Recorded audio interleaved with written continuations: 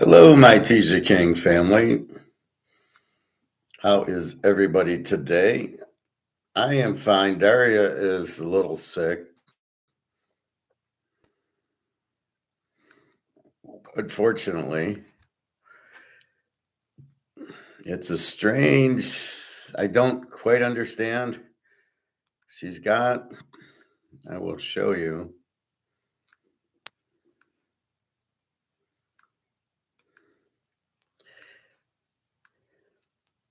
She has a pain in her cheek. Her eye was watering, and she says, I have an object in my face. And she sends me an x-ray. So it's under her left eye. And if you look under this eye, I don't really notice much. So she says I got a foreign object there, which I don't know what that means. I mean, all I know is it's from wrestling. So she says I need surgery, and she's all upset. And I don't know what it is. So I keep telling her, take the cayenne pepper and the Celtic salt and put castor oil on your cheek. And then I showed her, I said, well, I got this on my arm. It's not a big deal. So I don't know what exactly it is. It's a foreign object. She went to the doctor, foreign object.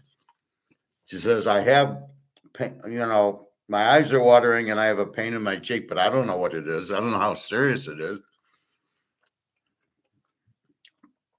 I said, if it's a cyst or maybe a benign tumor, or it could just be, like one of these. I don't know what this is. I said, the castor oil will clear it up. And just, so I don't know.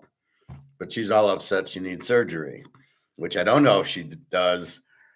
But being Russian, she's going to listen to the doctor. So I'm like, just take the stuff and try to put the castor oil on and see what happens.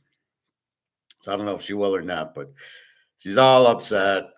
She's a very scared girl. Like, she's shy to go to the dentist to get a cavity because I'm scared. So she's very scared. And now she needs surgery, and now she's really flipping out. So I hope she gets well. I don't know what I said. Whatever you need, just tell me, but I don't know what I can do, especially from here. I would go there, but I don't know that I can get there because of the stupid war and things like that. So all I can do is be here for her, which I am. So hopefully, I mean, she needs the surgery, but hopefully it's not too bad. She showed me an x-ray. It looks like under her left eye, it's like a little circle in the x-ray, which I'm not sure what that means. All right, so we're hoping she's okay. Let's go to gold, then we'll go to the Super Bowl. So gold sitting at $29.08, up $46 today. You can see it was $28.75 at about noon at midnight, and then it just 2 o'clock, 4 o'clock, 6 o'clock up, a little bit of 6 o'clock down. Really not anything at 10 o'clock, which I was surprised. It's starting to go down a little, but it's jumping up. So again, here's $29.08. Now, if you have 100 ounces of gold, if we just went from 28 to 29, you just made $10,000. Now, the difference is stocks will go up and down, gold won't. And as I say, this is paper gold, not physical.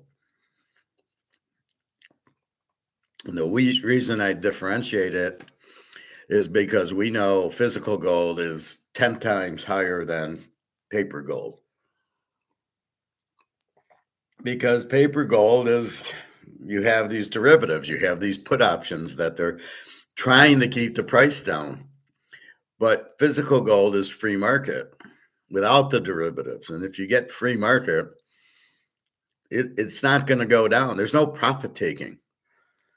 So if we understand the logic, why are we buying gold?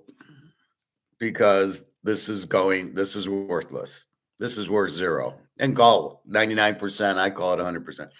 This is worthless. You look around, all the other currencies are worthless.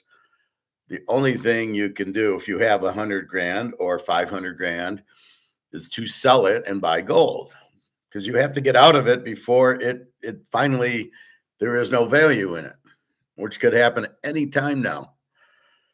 So then you start getting your panic. And when the panic happens, boom, it's going to jump. So really, that's what we have going on right now. All the central banks and BRICS understanding that. Hey, Pat, how are you? So we're at 29.08 I got right now. Silver up a whopping 30 cents to 32.12.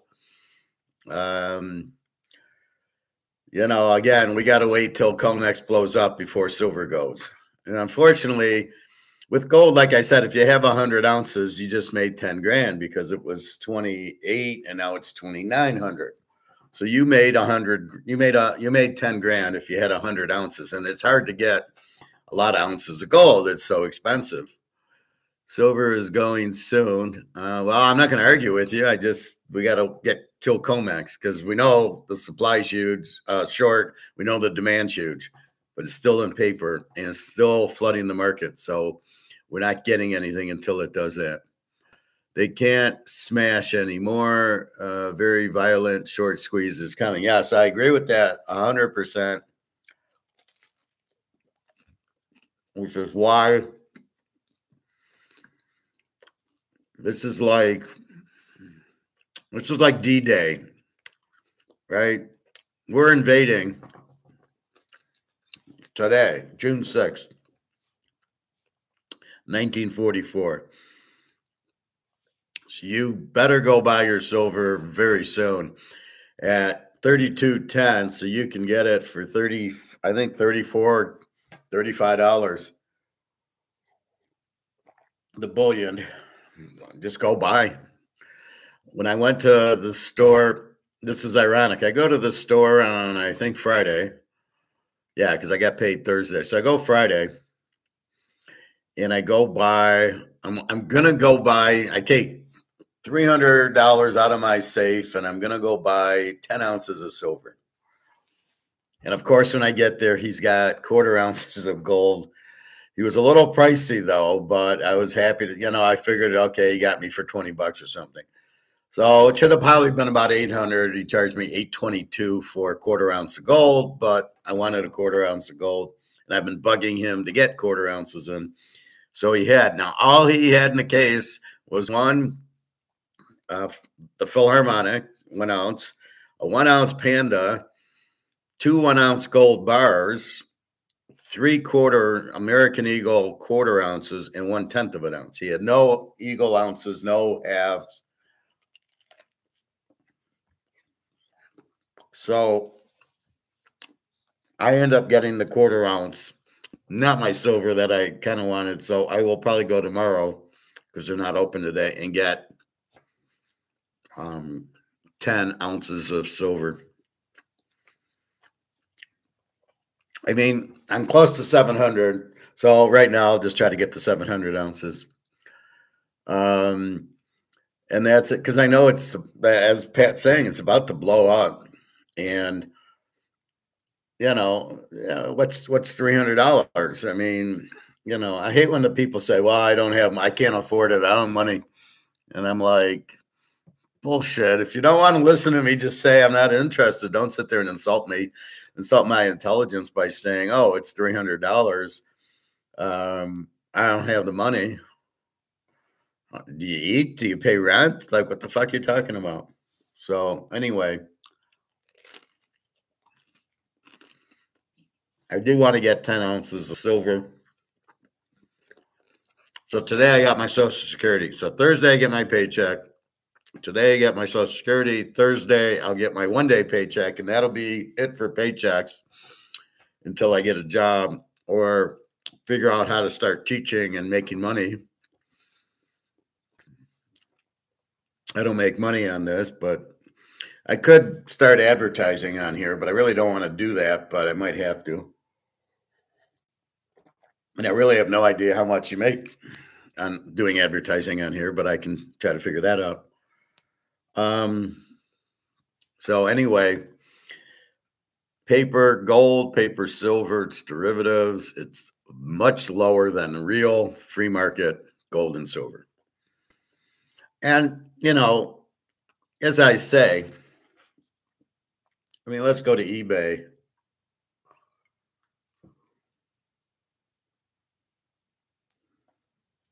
So here's a second year Joe Montana card, PSA 10. It's $1,200.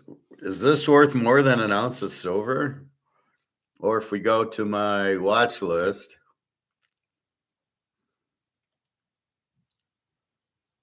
so I was looking yesterday. So here's a PSA 10 Lawrence Taylor graded. 1 day left, 19 bids. So it's not even done yet, but it's a live auction, not a buy it now. 4150. It'll probably end 6,000 or 7,000, which is still cheap. Is this really worth more than an ounce of gold?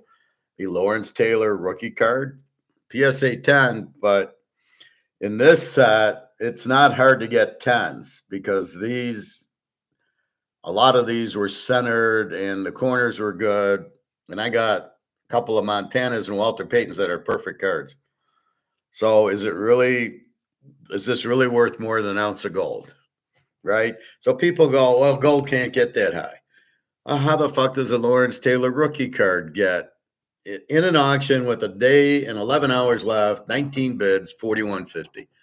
So if you say, well, they're not selling for that. Well, this is sold. This is an auction.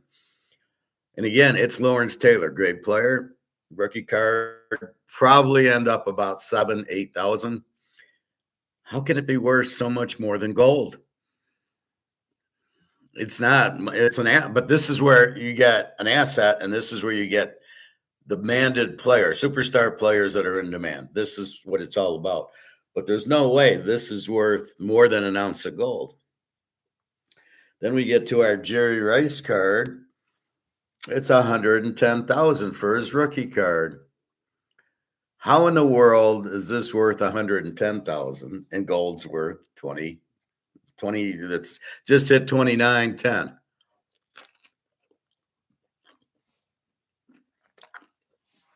So this is where in the movies they call it like disbelief. Like you're supposed to realize they're acting, but you think it's real. And how is the suspension of disbelief here? 110,000. And the suspension of disbelief is that the gold's only worth 29.10. That's the suspension of disbelief, that you think gold at 29.10 is high. You can't, it won't go any higher than that. But I just showed you what'll be at least a $5,000 Lawrence Taylor rookie and a $110,000 Jerry Rice rookie. So how can that happen? How can these baseball, football cards be worth 110,000 and yet gold sitting there at 2,900, one of the most demanded things in the world? How can this possibly be? And this is where I say gold is not really, everybody calls it a hedge against the dollar. But is the Rice card or the Lawrence Taylor card hedges against inflation also?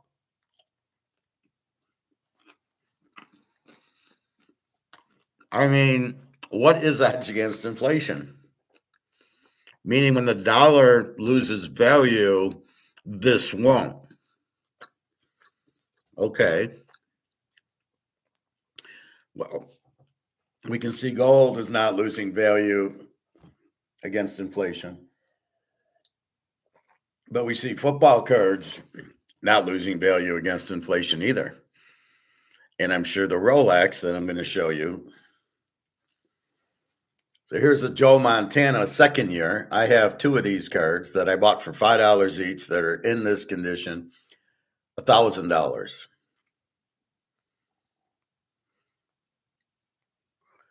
Here's a Mickey Mantle. This is why I always talk Mickey Mantle. PSA 1. It's a crap card. It's a crap card. And 55,000 for a PSA 1 that if I open it up, you can just see the wrinkles, right? You can buy his face. It's all wrinkled. It's a shit card, but it's a PSA 1. It's 55,000 and gold sitting at 29.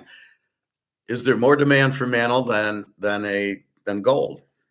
And yet this is $55,000. Let's get to some Rolexes.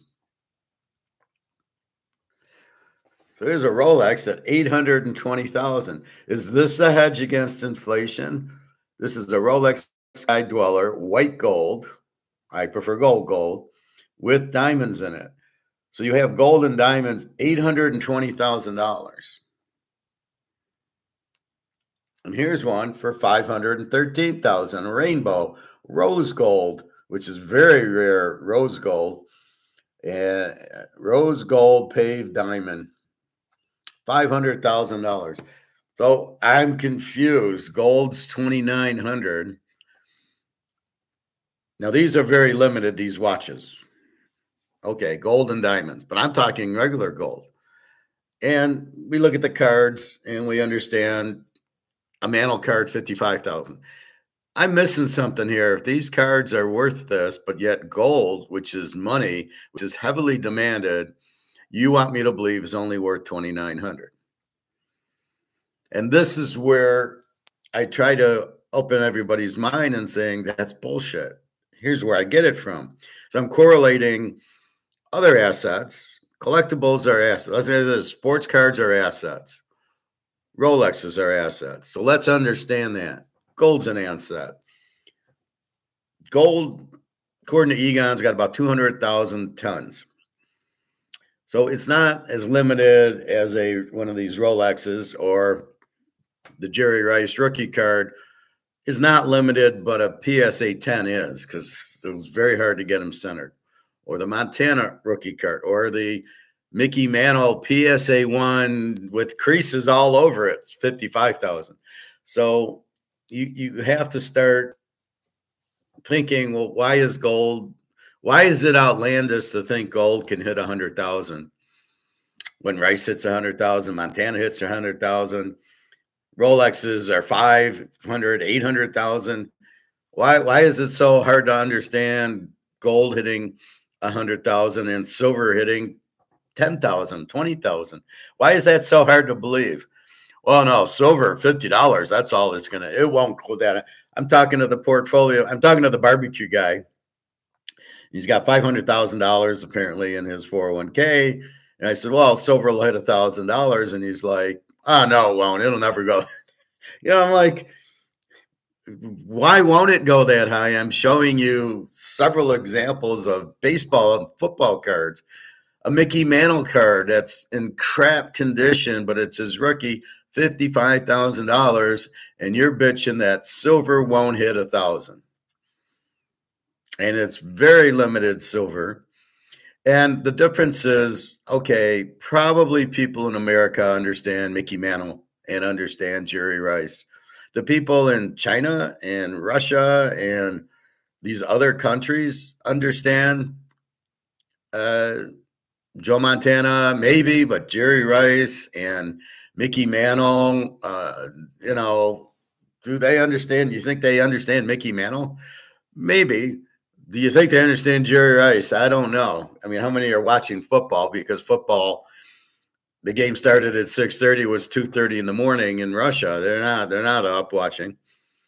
So does it really seem that odd that once you factor in the demand of the whole world, because all the dollars are going out and it's a very limited gold and silver versus a Rolex versus a Mantle rookie card and a Rice rookie and a Montana rookie for 50,000. Is that 50, 100,000? And you don't think silver can hit 1,000? Really? Pat, gold is the ultimate asset because you can't destroy it and it's always going to be in demand. I agree with you. Sort of like right around with Mantle. I think that the two are close. There is no price for gold. Everything should be priced in gold. Well, that's the point. That's why when I tell you things in your house is priced in dollars will go to zero, but it'll get repriced in gold and silver. And that's the thing. Let me answer Sophie.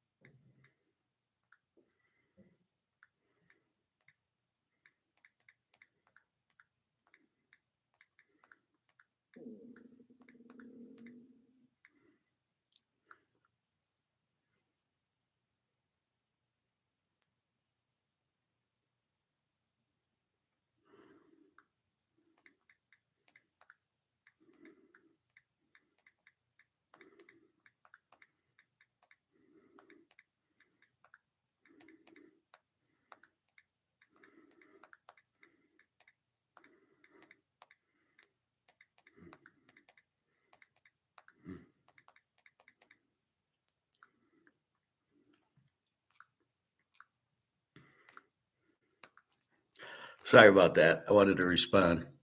Gold is the ultimate asset. There's no price. Yeah. Well, there's no physical price. This is why you see in my title, I say paper price. That's the derivative, flood the market paper price, and you're still getting 3,000. We are about to see biblical repricing of everything that no one will believe. Hence, why I show you a Rolex for $513,000. Would you believe a Rolex would be $500,000? Now, keep in mind, this is in inflated dollars, right? So if you see this, then it makes it easier to realize gold 50,000, silver at 10,000. But since silver's been price fixed and never been above 50 with all this derivative bullshit crap by JP Morgan, then you don't understand it getting over $50. This is the problem. And that's what everybody's brainwashed. They don't open their minds and they don't see, look, let's compare it. Here's a Rolex, here's a Rice card, here's a Mantle rookie. What other goodies did I get? Here's another Rice card, 82,000. But silver can't get to 1,000. Here's a Jordan rookie, 500,000. Yeah, but silver can't hit 1,000. What else what other goodies? So I got a Mantle card at 60,000. This is a 65 tops that I do not have. PSA 9, so it's not even a 10 because I doubt they have 10s. 60,000 for a card, a Mantle, but I showed you his rookie card. This is his 15th year or whatever. And then this is a Joe Montana second year, 1,200. So this is a second year Joe Montana at $11.99, and you don't think silver can hit 1,000. A second year Montana versus silver, and you don't, there's way more demand for the silver and the gold because people need money. Now, this is an asset, and this is why I don't like some of these guys who boo-hoo baseball and football cards who don't know what the fuck they're talking about.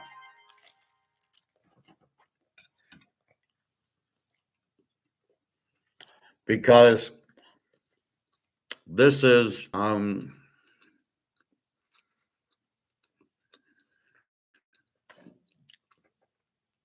my point. Why don't you think silver can hit 1,000?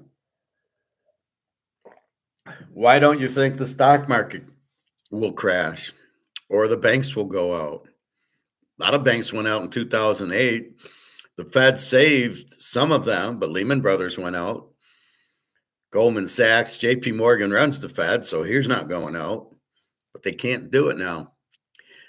They got 36 trillion in debt. Did you ever think of that would happen? 36 trillion in debt, and the federal budget is a $5 trillion deficit. So meaning we're spending $5 trillion more than we bring in taxes. Did you ever think that would happen? Did you ever think you'd see the trillion word?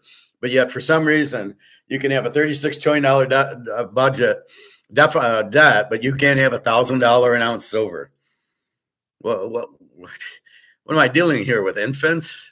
I mean, I can't believe this guy refuses to sell his 401k and then refuses to believe silver will hit it. Oh no, it'll never go to 1,000.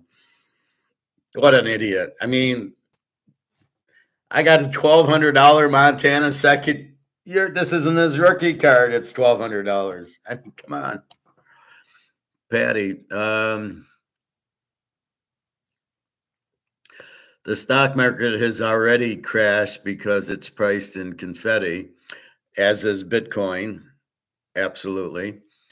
Yes, you are dealing with infants. I know I'm dealing with infants. So how do I teach infants about money? And this is the best way I come up with is, hey, look, this is $1,200 for a second year. Not even the rookie's 110,000.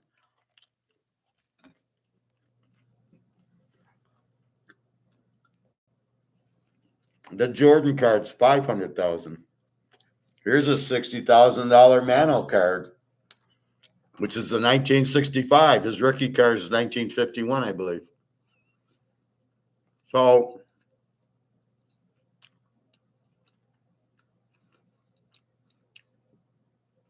I really, you know, here you got $110,000 Jerry Rice. You got a $60,000 Mahomes. You got a 4,000 with 19 bids and a day left on a Lawrence Taylor rookie that'll hit 7,000, 8,000. I've seen him as high as 15. But silver can't hit 1,000. Now, baseball cards are a very good investment, but they have to be PSA 10 unless you're dealing with, like, if this is a Mantle rookie, it's a PSA 1, but it's Mantle and it's his rookie, and you still get 55,000. But if you want these cards, they have to be PSA 10. So you got to understand the game, that they got to be, these have to be in great condition. And by the way, when you get a PSA 10, Montana or Rice, they're very, very limited. They're streamed, so that creates the price. But the regular card, the 1986 Rice rookie, is not limited at all. But you can see the centering. It's just got centering problems. So it's not limited, but there's only a few PSA 10s, and then it's the popularity of Rice, Lawrence Taylor, Montana, Walter Payton, those guys that drive the price up. More people want it than there is. So anytime you have more demand than supply, that's what you have there. Hey, David, good morning. Pat, these cards are proof that we are already in hyperinflation. We're not in hyperinflation because I define hyperinflation differently than the bozos. Like, they all want to call it debasing the currency, and it's not. It's inflating the currency. As I said, the Romans debased the coins. They took the gold and silver out. We are not taking gold and silver out of a dollar. We are printing it to death. Hyperinflation, by my definition, is the public panicking. Let's try it that way, where you go to the grocery store, and it's like Daria. She started panicking because Putin said January 12th prices are going up. So I sent her money on January 10th saying, go buy a bunch of shit that you can keep in the freezer, in your cupboard, soup and, you know, cereal and all that shit. And that's what I am saying. So for that, that's the point. So they're really, I just lost my thought. I was thinking of Daria. So to me, the hyperinflation is when the prices start going up, and then the public panics. And the word hyper is the people are hyper because they're going to buy it before it runs out. That's the hyper part. So people running to the store and going, I better get milk and eggs at $5 before it hits $10. And then once you see the prices just going up daily and the public hyper to buy them, that's the hyperinflation. The fact that the prices, well, again, inflation is printing the money. Well, they printed the money. The money's dead. The prices haven't gone up because the market won't allow it. In other words, if I want to go buy, well, avocados, right? They raised the price on avocados. Nobody bought them. Then I was at the store yesterday getting some stuff for the Super Bowl, but I saw avocados on sale.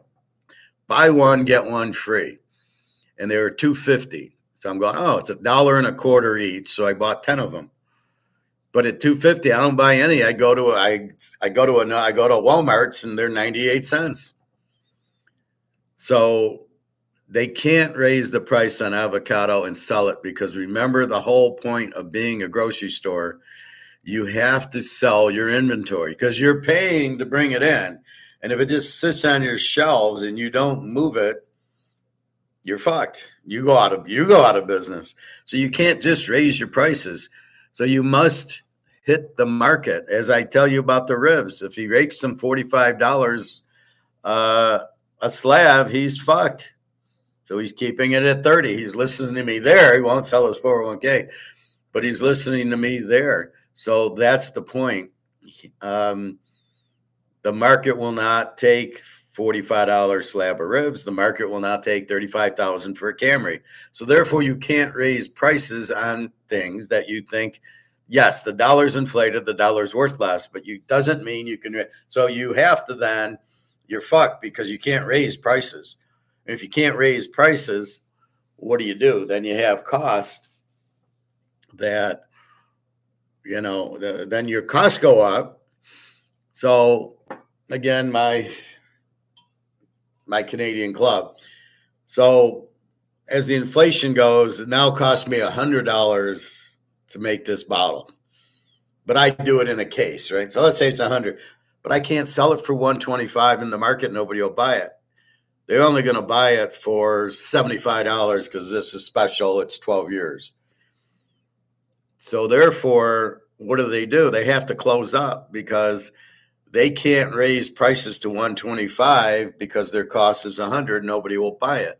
So they have to keep the price to market. So that's why you're really not seeing this huge impact on eggs and milk and everything that you think you're going to see on some items. But they got to be careful. They raised the price on avocados from like $1.99 to $2.99, and then they lowered it to $2.50, and then it's buy one get one free because we can't sell them because they're too expensive, because people won't. I religiously buy avocados, but most people don't understand how healthy they are, and they'll just buy plums and peaches instead of avocados, so they can't sell them. Now they put them on sale like that. I buy 10 of them. I'm going to take advantage of it, but that's the difference. So the hyperinflation, I don't know that it's going to the grocery store, realizing prices are going to the moon, and getting hyper to go buy more the next day before the prices go higher and higher and higher. That's Nazi Germany, 1924. The prices. That's why you needed the wheelbarrow, because that's your dollars were finished. Our dollar's finished, but they can't quite do that yet. And yes, now, are these inflated prices on the mantle card and that? I don't think so. Not really, because it's a different item. The Rolex for $500,000. It's not milk and eggs and tuna. It's a collectible like a Van Gogh. If a Van Gogh sells for $1 million, I don't think that's inflated. I just think the demand is to spend $1 million on it. David, not much of a game, the Super Bowl. Yeah, we'll get into that. The Georgia D came to play. As I told you, that's the Georgia D, man. What do tariffs do? Okay, so I'll talk David in a sec. Pat, I found an eye-opening fact. Gold is so rare that the world produces more steel in 1 hour than it has mined gold throughout all of its recorded history, which is why we buy gold, and silver is probably just as limited. Silver is supposed to be a very small market. So why they're getting away with doing these price fixings, I don't know, and I don't like. And that's why we buy it, because we know this, Pat. We know how rare gold is, and that's the point of buying it. Is it really worth $2,900? And I got a rice card at 110, and you're telling me gold's $2,900, paper gold, as I put in the title. I mean, come on. So it's such a no-brainer to buy gold and silver. So when I tell you to get out of your 401k and just take your money, put it in gold and silver, it's a no-brainer. And you can't stop it. And we're not the only people that know it. Putin knows it. She knows it. India knows it. All the BRICS countries know it. So there you go. All right, let's get to David. They are price fixing it to protect the system.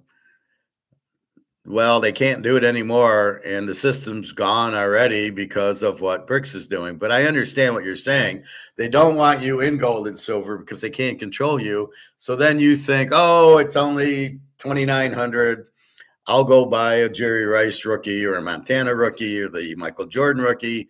Those go up in value. I'll buy those instead of gold and silver. They try to keep you blind and stupid about it until somebody like me says, no, we're not letting you get away with that shit. It's worth a ton. And that's why I just keep buying it. I buy every paycheck I buy it. I bought a quarter ounce the other day. I lost my job. It didn't matter. I'm a quarter ounce. What good is the dollar going to do me? I could put more. I could put the 800 in the safe, or I could go buy gold with it. So I go buy gold. I'm going to buy silver because it doesn't. What good is the money in the safe? A little bit's fine, so I can pay the bills, so I don't have to sell gold. That's the real point of having the money in the safe.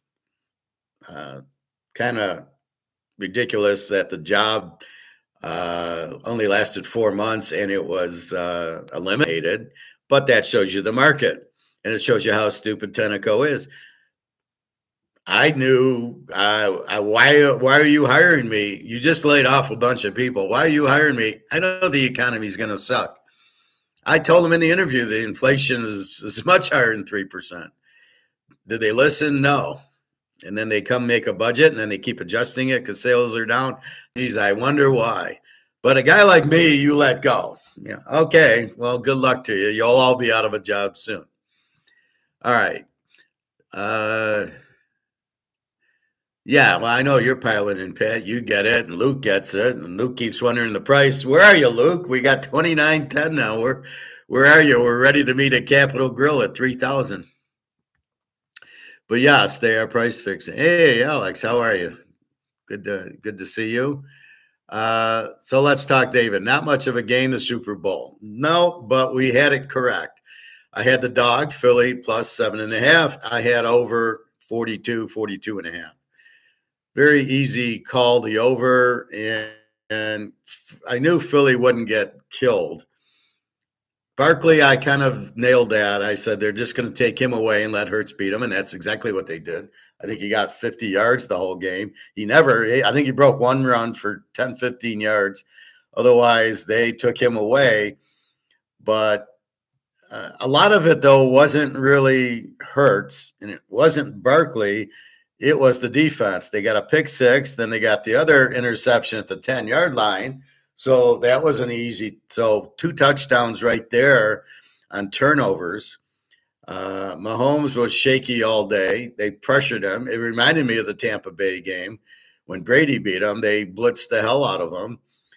And that's the answer to the riddle. How do you stop Barkley? You blitz him. Stop them. How do you stop Mahomes? You blitz him.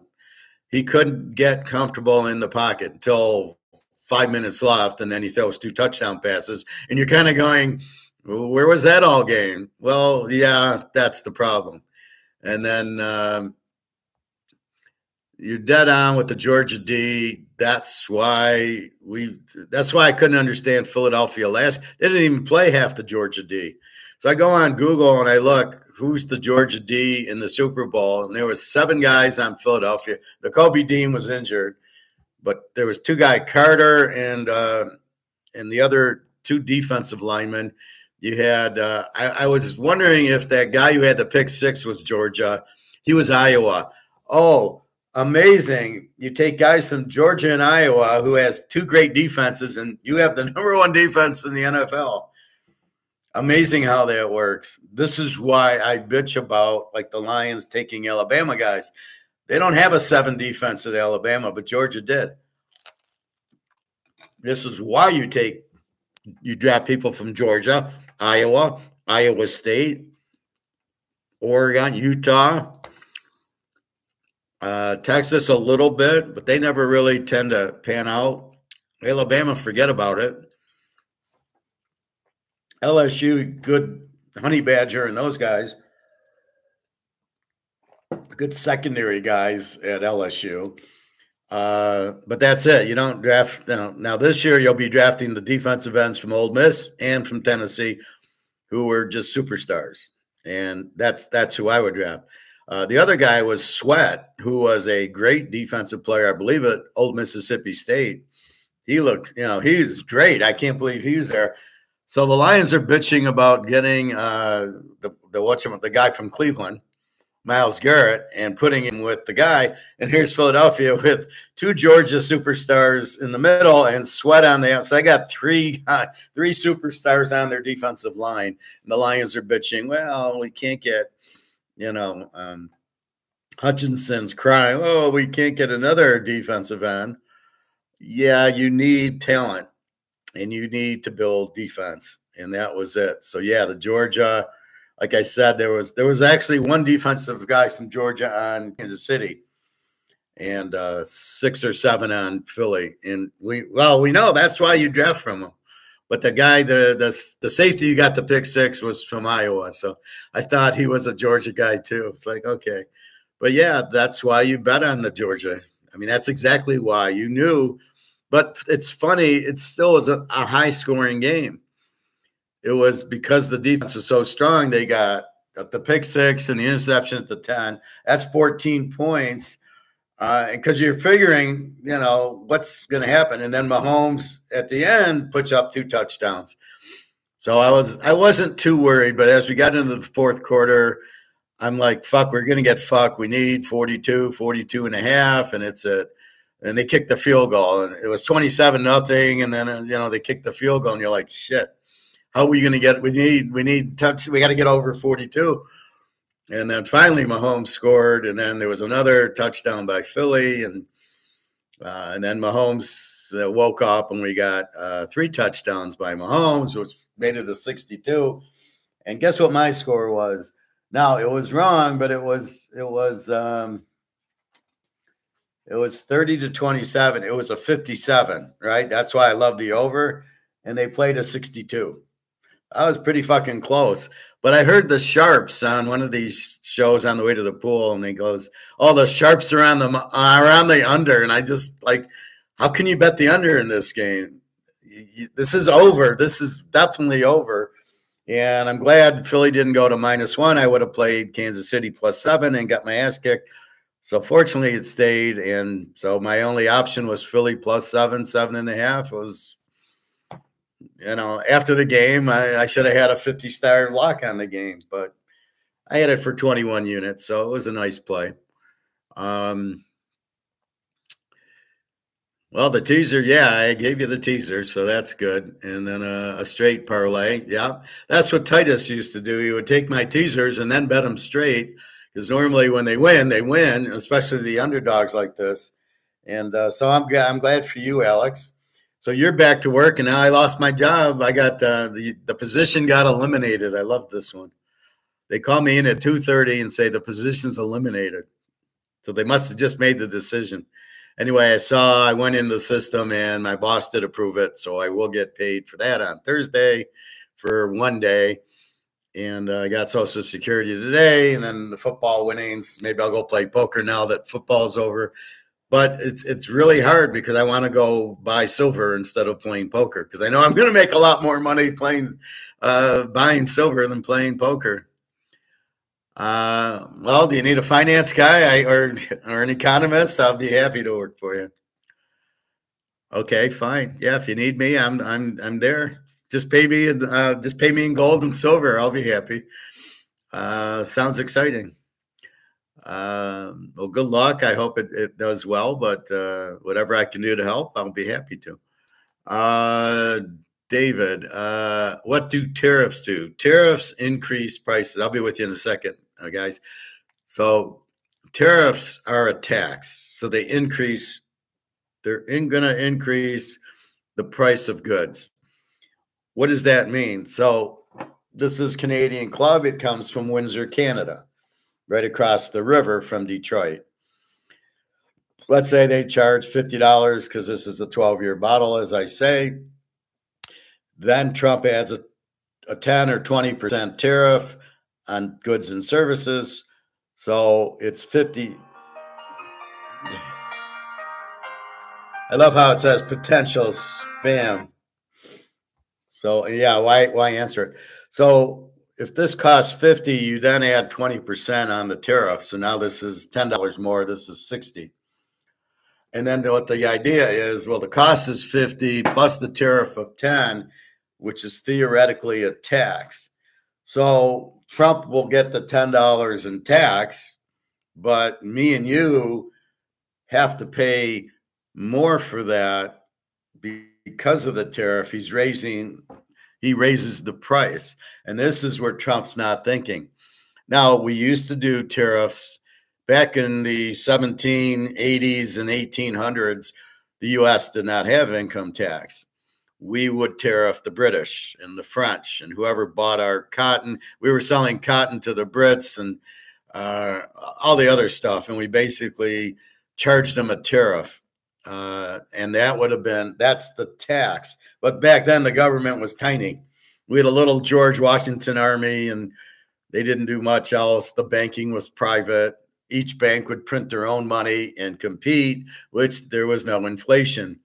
Everything was backed by gold. It's the good old days where we need to get back to. So the tariffs were really the tax for the government. And now we have income tax, but Trump wants to say, let's kill the income tax because it really hurts the economy because you're taking 10, 20% out of my paycheck that's going to the government and not, and the private sector spends better than the public sector, right? Oh, avocados are on sale. I'm going to buy them. They're buy one, get one free. Is the government going to do that kind of stuff? No, they aren't. And they don't even buy the same stuff we buy. So the tariffs are to replace the income tax. They will raise the prices, which will hurt sales because the sales will drop. But that's the idea. So they're a tax added on to the cost of the product that comes in from other countries. Ideally, you want free trade where there is no tax. It's just we trade. We'll get Canadian Club. We sell them Maker's Mark, which is in Kentucky. So it's a free trade. Nobody taxes anybody. Unfortunately, that's what a tariff is. It says, well, we're gonna now tax on 10%, and the idea is that the government collects it, and then instead of income tax, this is how we're going to finance the government. Sales will drop because prices go up, and then there's ways around it. So what Mexico will do is sell it to Austria or Switzerland and bring it in that way, and then hey, there's no tariffs. So they go around it, and Canada will do the same. They'll go to the UK or France or Germany, and then it'll come in from them, and there won't be tariffs. So there's ways around it. but the consumer gets hurt because we pay more for the good or service, and the government collects the tax. But if we don't have to pay income tax, then it's only on what we buy. So if we don't buy, we don't pay a tariff, even though prices go up. So that's what a tariff does. Normally, it's bad for the economy. The Smoot-Hawley Tariff Act, 1930, caused the Great Depression, along with Keynes and FDR, who really caused the Great Depression. They extended it 15 years because it should have been over in 1930. There should never have been a Great Depression. The market fixes itself. That's what I always tell Daria. Oh, this hurts and that hurts. I said, just leave it alone. Your body will fix itself. Just get out of the way. Just do a little fast. Let the body heal. The body heals broken bones. It'll heal whatever you got. And that's what a tariff is. So a tariff is an increase. It's a tax added to the import of goods that come into the country. But then China's tariffing us, so our goods that go there. But we don't send out as much. We're the buyers. We're really not the sellers anymore. What do we sell? What do we make? We don't make anything. So that's the problem with the U.S. We're the buyers. So we're going to tariff you. We're going to add a tax. So when you sell items to us, but it'll backfire because it's just going to make us pay more for it. All right. So I hope that helped you, David. Pat, they are price fixing it to protect the system. Yeah, we're talking gold and silver. I don't know how it protects the system. I won't buy gold and silver, so I'm going to stay in stocks. I'm going to stay in the paper system, stocks, banks, real estate, trust, Bitcoin now. That's the paper system that you're talking about protecting. They're doing a good enough job fucking it up on their own that I don't think you got to keep the gold and silver price. I don't think anybody correlates it. Here's my guy with the 500,000 in a 401k, and he's not going to sell it, even though gold's going up, because he doesn't want to pay the tax on it. I got to pay tax and penalty if I sell my 401k, which I don't want to do. So therefore, I won't sell it to buy gold and silver. Well, that's exactly what I did. I sold out of everything to buy gold and silver. And now how am I doing? It was 1,800. Now it just hit 2,900. How am I doing now? Anyway, so if you don't believe $110,000 rice card, $1,000 LT card, 4150. Here's a Peyton Manning 200 count, 257,000. Good luck selling it. I hate Peyton Manning. And like I said, the Mantle PSA 1, 55,000. PSA 1 rookie, 55,000, but silver won't hit 1,000. It's so stupid. People are just living in their own world. They can't open their eyes and see other things and say, yeah, if a fucking Mantle can go for 55,000, I think silver can hit 2. And hence my title, paper gold, paper silver.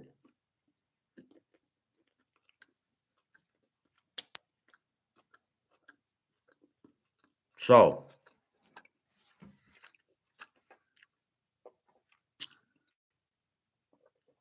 same here. I'm piling in. Yeah, I know, Pat. You're smart. Gold and silver. Luke, Bobby needs more gold. Alex buying it. You can't lose, and it's so undervalued. And you see where values go. 55,000 for a PSA 1 Mantle card, rookie, but 60,000 for a PSA 9 1965. People will spend this money. They got to perceive the value, and they're not seeing the value in gold and silver. They're missing a big value there. Alex, hit the teaser, launching your company. I'll email. Okay. Not yet, but we'll keep you in mind. Okay. I have a man of many hats. So between Excel and economics and corporate finance, and all my experience. So I'm a big help wherever I go. All right. So Let's go to the Super Bowl. Let's look at the matchup. You basically had Georgia putting pressure on Mahomes. They can't run the ball. I noticed they had a guy on Kelsey like white on rice. Kelsey was never open. He was double teamed a lot, and there was always one of these fast Georgia guys right in his hip pocket. He was never open. And so you had until the end of the game when they started playing a little deeper zone with a 30-point lead. But when he needed it, Kelsey was never there. You're not running Kareem Hunt. So I saved G some money. She was going to put Kareem Hunt in an anytime touchdown. I said, not against the Georgia defense. So I said, Mahomes will throw a touchdown pass, and Hurts. Barkley didn't do shit. I knew he wouldn't. Casey took him away, exactly what I said. But this is my point on game planning.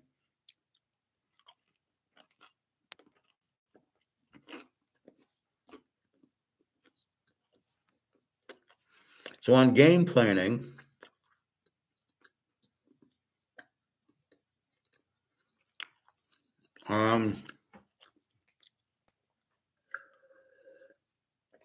I bitched about the Lions' game plan on Washington.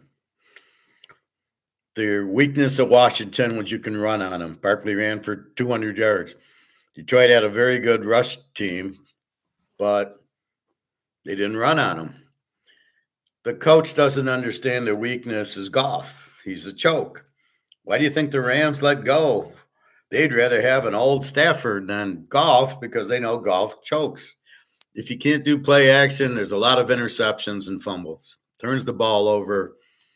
He scores touchdowns when they got a 30-point lead, or he scores in the first half, like against the Niners, and then doesn't show up in the second half. Or shows up late in the game and they're down 10, and then he scores to make it look good, but never threaten to win. And this is the point. You must know your strengths and weaknesses. And Detroit doesn't know theirs, the coach. This is why I don't like the coach. Doesn't get his strength and weakness. He wants to go on fourth down, doesn't realize the risk reward. You know, they did it yesterday. Philly was going to do it at the 22 instead of kicking the field goal. And, I think there was a motion penalty on them. So then they kicked they go up 10-0. But it's the risk reward. What am I gaining by going for it versus what's my risk of losing? And am I going to win the game if I go for it? And I got to be prepared if I don't go for it. Sorry, I don't know what that is.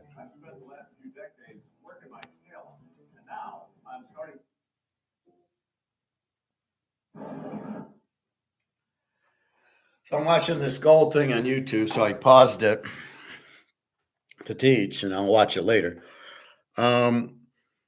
So you've got to understand your strengths and weaknesses. You got to understand the fourth down. Kansas City only went when they were down 30 points. And I don't even think they did. I think they went on one. They didn't get it. But you really have to understand your strengths and weaknesses. Philly tried running Barkley, didn't work. Then Hurts ran a little, but it was their defense. They played to their defense. And how they scored 40 points on KC, I don't know. They did have a pick six and an interception to the 10-yard line and a few other plays. I think he hit Devontae Smith on one. Hurts looked okay. Mostly wants to run too much. I love how Emmitt Smith, an extension of the running game. Well, you got Barkley. You don't need Hurts. You need Hurts throwing, and they weren't confident Hurts could throw. Yeah, he had some good throws, but he's not a Mahomes. You know, he's not in that class. And then, the strength of the game was Philly's defense. So Philly played to their strength. They ran the ball. They did what they could. They didn't go on fourth down. They did the hustle bustle, whatever. So Hurts scores a touchdown on that, which how that plays legal. I really don't understand it. How you can push the guy in and it's legal. I don't think that's football. So I don't see how that's legal, to tell you the truth. Anyway, that's part of the problem. And then basically they played their defense, and then the defense tried to take Mahomes away. They took Kelsey away, but they put all this pressure on Mahomes. They blitzed Mahomes. They say they didn't. They just had a 4-man rush, but okay, it was able to get there. He didn't need to put 5 or 6 in. But that's what he did. So Mahomes was never comfortable. So they basically took Mahomes out of the game, A, by taking Kelsey out, and B, by pressuring him. I thought Mahomes panicked. I thought Mahomes, too much of the game, tried to step up into the pocket instead of doing quick passes. He should have had quick passes. Now, Philly was playing a tough man-on-man, I believe, and not really letting the pass is open up. KC's biggest problem was 3 plays punt, 3 plays punt, 3 plays punt. I don't think they got a first down till the second quarter. And then Philly had some long drives. So, they scored. And KC they couldn't run. Too much speed for Philly, or Georgia, as we call them. And basically too much pressure on Mahomes. So they took Mahomes out of the game. That's how you win. You game plan that. Would the Lions have done that? Now, Mahomes would have thrown for 400 yards. The Lions are crying about the injuries, and Philly's loaded defensively because they went after Georgia players. Detroit doesn't. Detroit's players all get injured, and then that's their excuse. It's the excuse for the bad coaching. Well, we had injuries. How could we win? We had injuries. And so that's the take of it, is what was the strength? Philly's, basically their defense, basically their front four and their defense. Good secondary, good. Everything's good on Philly's defense. Good defensive coordinator, knows what he's doing. Knew how to game plan to take Mahomes out and put a guy on Kelsey. Now, Washington, Detroit did not have a game plan at all. They, didn't really do much on Daniels, as he scored a touchdown every time he touched the ball, but you can blame it on, we have injuries. Really, this is your explanation? Dan Campbell can't make a game plan. The offense should have ran the ball like Philly did and just ran it down their throats, keeping the ball out of Goff's hand, which Detroit doesn't realize Goff's their weakness. We do. We know he's a choke, but they don't keep it out of his hands. We don't know why, but that's what they should do. And that's the whole point. If you understand Washington's weakness is their defense, you want to run the ball because they can't stop you, and you want to keep the ball out of Jalen Daniels' hands. Philly did that. They put up 55 on him. Detroit, with a great offense, put up 30, but gave up 45. So you have that problem. And, that's your first problem. And you had your weakness have the ball Goff. Three interceptions and a fumble. And you're up 10-7 at the 10-yard line when you do the fumble, which is a killer. So Dan Campbell doesn't understand Goff's his weakness. I'm not sure how you missed that, because if you would watch Goff, you wondered how you got him for the Rams that cheap. See, it's always like, well, why is he so cheap? Why is he a throw-in on our trade for Stafford? Well, they don't need them. They had a big contract. Yeah, we'll just give you golf. Is that really your quarterback? No, but you took him. So that's the problem. You're going, but you're not really understanding. You have to understand your strengths and your weaknesses. Philly understood their strength is their defense. Their strength is Barkley, but KC understood that and took him away, which left you with Hurts basically doing runs because everybody was going after Barkley, so Hurts was left open. And Hurts with the bullshit quarterback runs, which I hate. I don't mind when Mahomes kind of scrambling out to get a first down because he's being pressured. Hurts, I don't know what he was doing. But usually you don't win with that. They won because of their defense, not because of Hurts. And KC lost because their offensive line couldn't protect Mahomes enough. In Detroit's game, they lost because Goff choked. Their game plan sucked. They threw too many times, way too many turnovers against the defense that couldn't stop a run. So if Detroit just runs the ball down the field and doesn't even try to pass, they win the game easy. You keep the ball out of Daniel's hands, but Detroit can't figure that out. They think their strength is their offense is passing the ball, but not with that quarterback. So when I say Hooker should be a quarterback, he doesn't turn the ball over. He beat Alabama. He doesn't turn the ball over. Goff does, but you're going to stick with Goff for 5 years or whatever.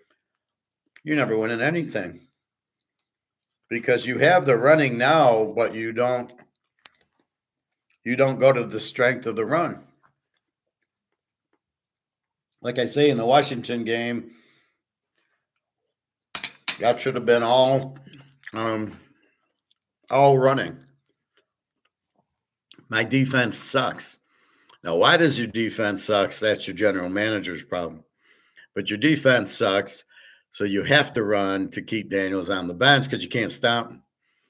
Well, here, Philly could do what they want because their defense was so strong. KC, great defense, but their problem was that their ace in the hole, Mahomes, didn't have time. So now we feel a little bit better. Do we feel better about Hurts that he's going to win the games? No.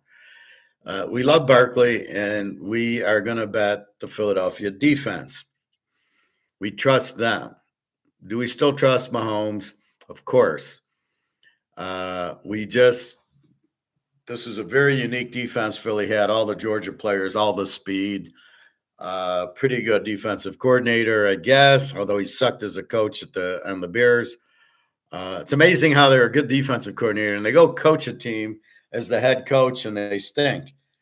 And, you just like, why do you think he can be a head coach? It's like I got a master's in finance. So I'm a senior analyst, finance manager, kind of. Maybe I could be a CFO, but I don't know if I could be a CEO because now you're getting me into a different area. I probably could with my economics background, but I would be very, very stealth about it. What's our competition? What's our market? What's our, what are we going after? Where's our cost? And I'd be very, very brief on it. Okay, we got to lower our price to compete in the market. These products suck. We got to get rid of them. And these people suck. We got to get rid of them. And that's how I would be. But I could be a good CEO because I would do it as an economist, not as a finance person. But these problems with the head coaching is these are good coordinators. Well, look at Spagnuolo. Great defensive coordinator, not a head coach. I look at this guy from the Lions, Johnson, who went to the Bears. And is he a good head coach? You have no idea. Why are you taking such a risk and hiring this guy when he's never been a head coach before, you're not even sure if he's a good offensive coordinator based on the Philly game, Washington game. He's not. If they played Philly, they'd have lost 42-0. They are lucky they lost to Washington, because if they'd have had to play this Philly team with this defense, with their defense and the Philly defense, it'd have been a nightmare. It'd have been a bloodbath. So you can see why we want to bet defense. The only way Mahomes loses is against the defense like this. Now, we did take Philly as the dog, and we did play the over. As Alex said, he's a customer. He's got the pick. And so there you go. We knew Philly as the dog was very live. We knew if Mahomes won, it was going to be by a field goal, and we knew it would be high scoring. And that was pretty obvious. It's amazing, though, even though Philly's got this great defense, Mahomes is going to score something. And it's not like Philly was shutting out teams. They beat Washington, put up 23. Stafford put up 22. So it's not like they're just shutting them out. I think what happens is I'm noticing football now. It's very low scoring first half. And it's really hard when you're betting the overs. And then all of a sudden, about late in the third quarter, it starts erupting. And then fourth quarter comes, KC, 2 touchdowns, Philly a touchdown. So you get a lot of points in the fourth quarter. I think the coaches get weaker and they play the zone more and they don't blitz as much and they're playing not to lose instead of playing to win. And like Mahomes, he finally started completing passes because they took the blitz off or the rush off. So that was the play. So even though Philly has this great defense, and I was betting them under a lot when they'd play weak offensive teams, but I wasn't playing them against, when they played like Stafford, I didn't bet them under, I don't think. Did I bet them under? No, I took Philly. Yeah, and I had under 50 was a push. Philly the first week against Green Bay. I had Philly plus 1.5 and under 51, which was an easy one. So Philly, I, for the most part, played under a lot. When they played Pittsburgh, I played it under. Most of the time, I played them under. So you start learning Baltimore, Cincy are overs, and Detroit wasn't over, because if you look at their units and if they have a very good unit on offense and not on defense, you just play them over, Cincinnati, Detroit, Baltimore. But on the same token, if you have this killer defense like in Philadelphia, but they do have some offense, you just play Philly. So again, you're learning your team and you're learning what to do with your team. And that's really a key. So everybody runs and oh, Philly's going to win the Super Bowl next year. Well, that's hogwash. They could, provided Barkley has a big, how would you stop Philly? Probably the way Kansas City did, but Kansas City didn't allow all the points. There was a pick six and another pick to the 10-yard line.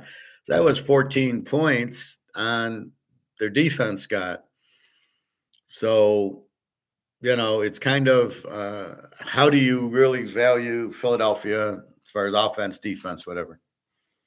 So that's what you're looking at. You're trying to value the team. But if they have 2 good units, then they just turn into an A team. Kansas City, Mahomes, and a great defense. Will Kelsey retired? Who the fuck cares? He was really just a basketball player who just set picks, and he kind of boxed you out, and that's what he got open. Probably from playing basketball, he knew how to get to the open spot on the floor, which is what he translated into football. He didn't run routes. He just kind of went up the middle, saw an open spot, went over there, and let Mahomes throw him the ball, and they were on the same page. Mahomes being a pitcher, no, an outfielder, I believe. His dad was a pitcher, but he was an outfielder at Texas Tech. Has a good arm and can throw sidearm and, whatever. And that's what they did. Now, can they replace Kelsey? Very easily. It's not hard to find a tight end. There's a tight end at Notre Dame they could replace him with. In fact, they probably should draft this guy, Brock Bowers. They couldn't have had him, but if they really needed, he's a superstar. But KC has the strong defense, has Spagnuolo, and they have Mahomes. They'll be back next year, although they're starting to get tired now. So this is 5 or 6 out of the last, I think they lost to Cincinnati. They didn't go to the Super Bowl. But outside of that, they lost to Tampa in the Super Bowl, and they won 2 in a row, and then this is another one. So this is like 4 out of 5 years they've been to the Super Bowl. That does take the wear and tear on them. It kind of bores you. You're kind of, I'm tired of this, going through the routine. It'd be like eating Chinese food every day. You go, I love Chinese food, but can we have barbecue or can we have something else? And that's really what you're trying to do. So they're probably getting worn out.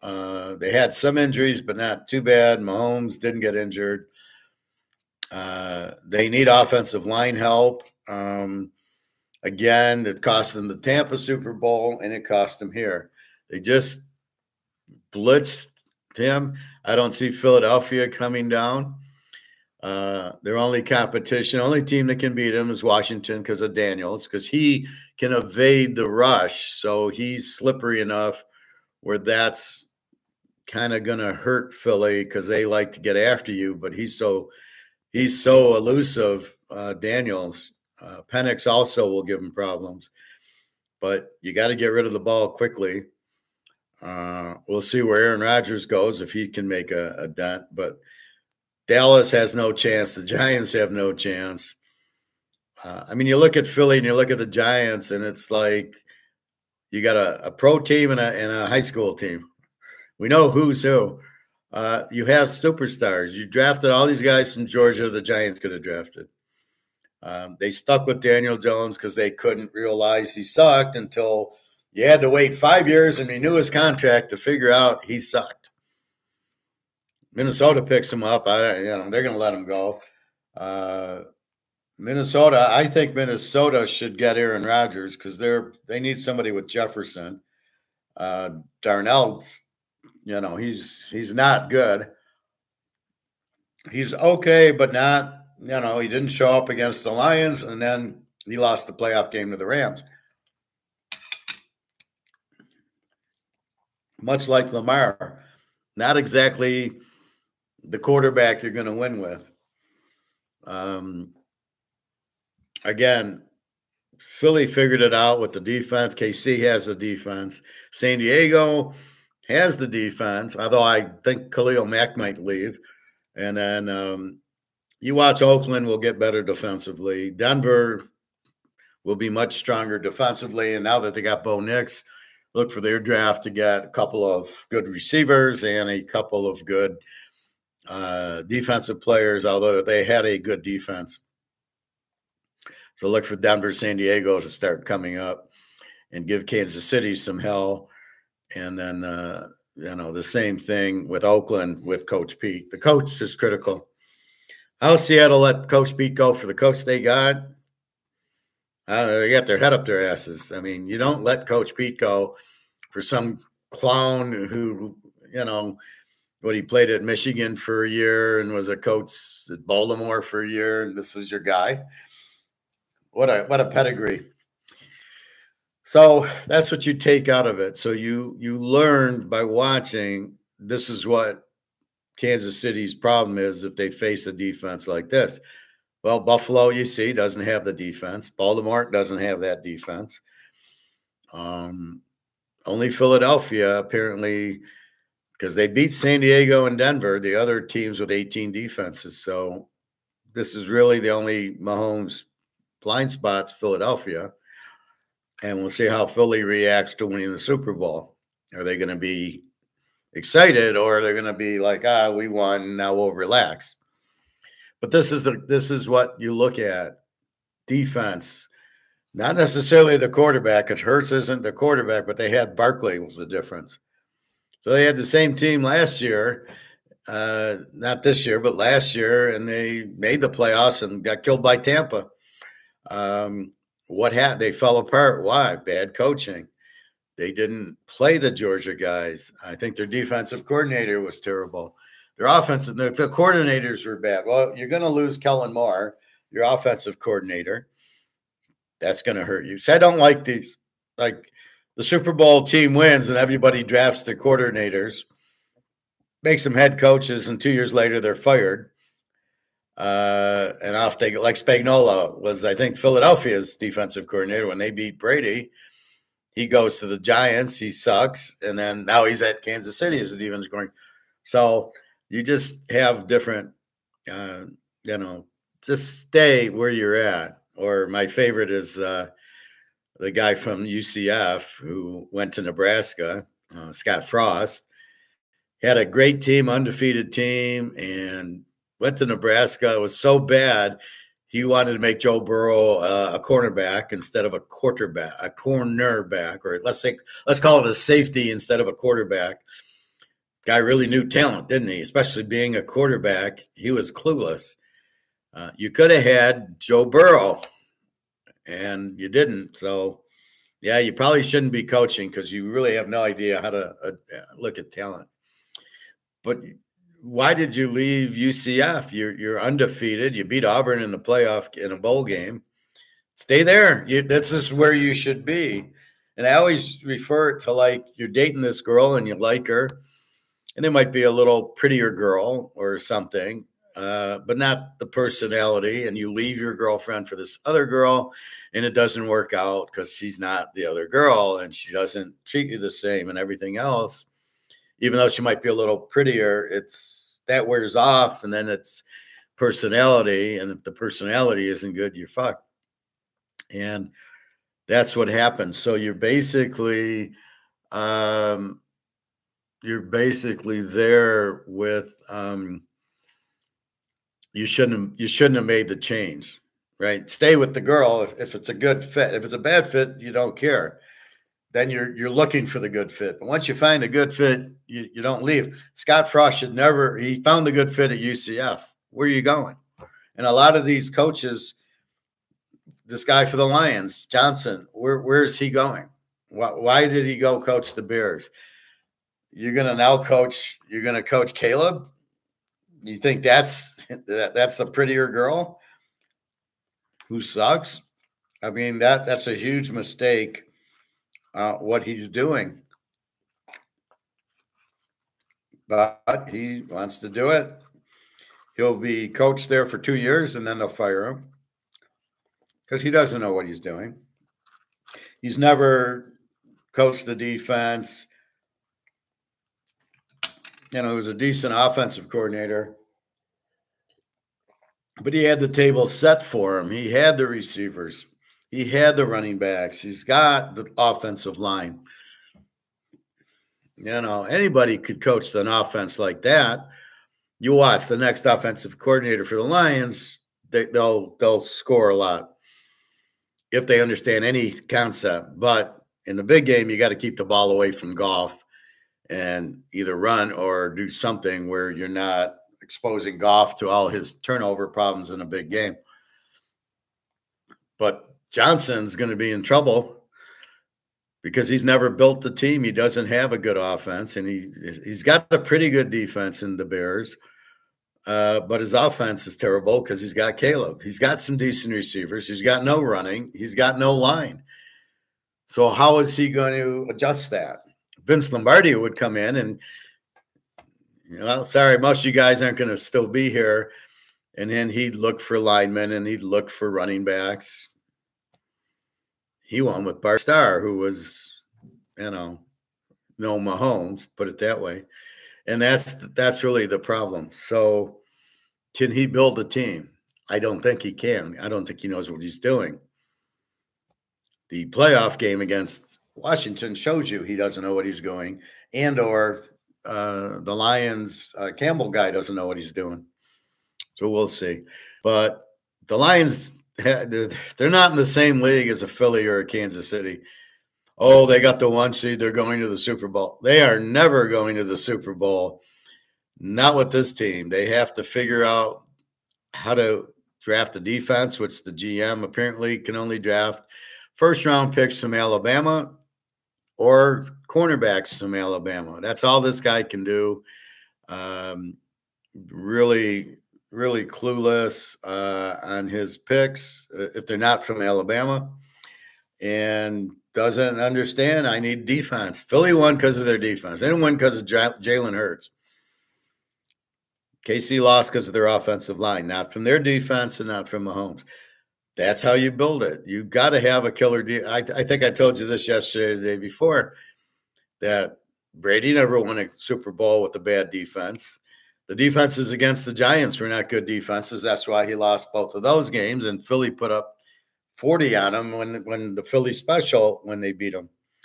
Then you have most of the Super Bowl teams didn't win if they didn't have a good defense. Baltimore won with Ray Lewis and Ed Reed. The Giants lost because their defense wasn't good in that Baltimore Giant game. But a lot of the Super Bowls, New England just squeaked by. I mean, they beat Carolina 32-29. I mean, I can't remember, the Carolina quarterback was a joke. So some of these quarterbacks won because of great defenses, but it doesn't work the other way around. So you understand what you need. You need the defense. You need a strong defense. It's really the only way. What is my title? I know I wanted to get into something.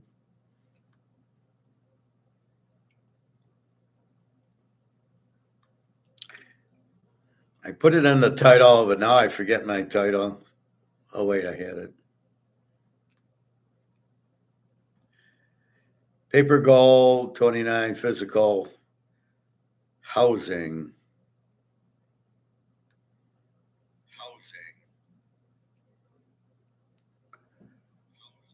Housing market.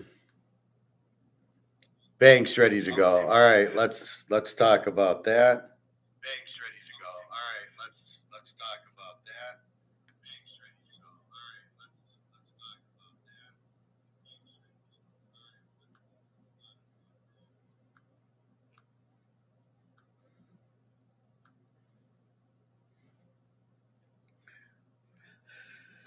Let's see where gold's at. It is $28.99. The little 10 o'clock U.S. derivatives, they're still trying to knock it down.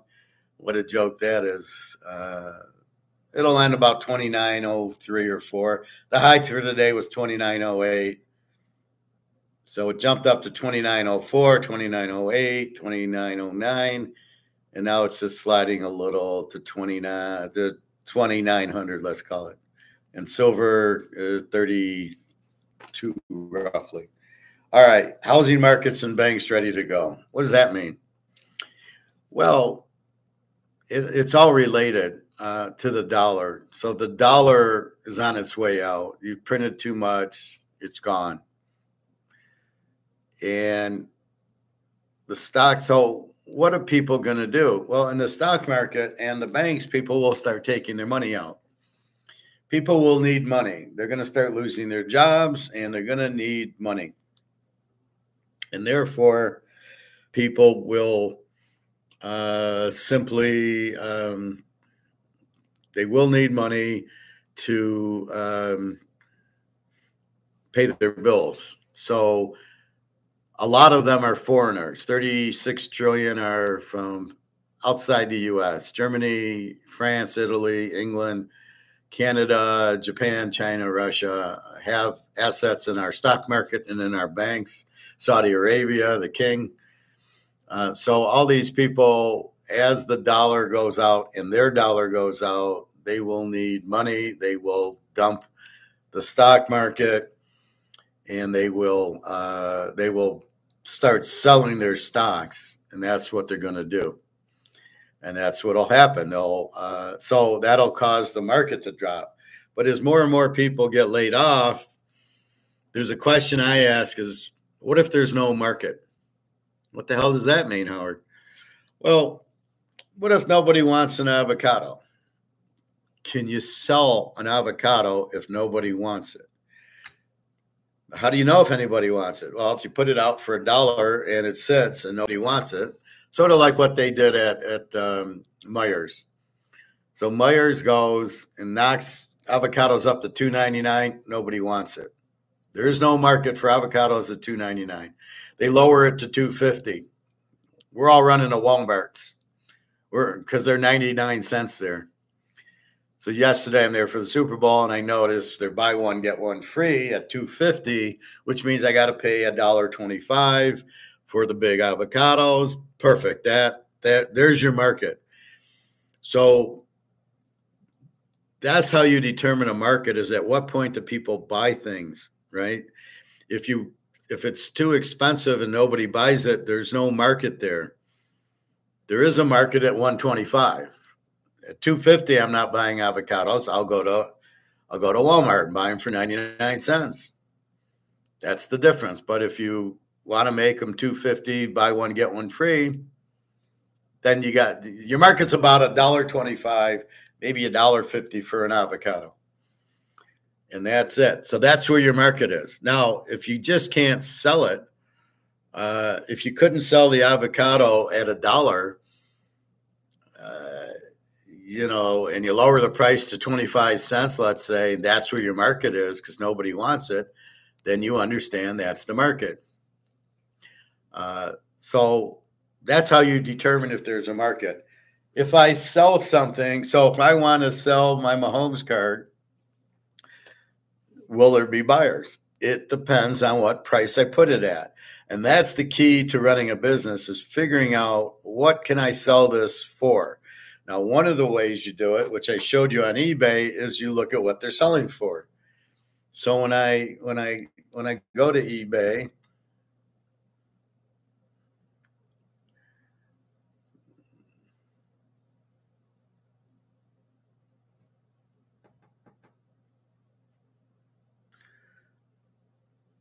so why do I go to eBay? It tells me what my market is.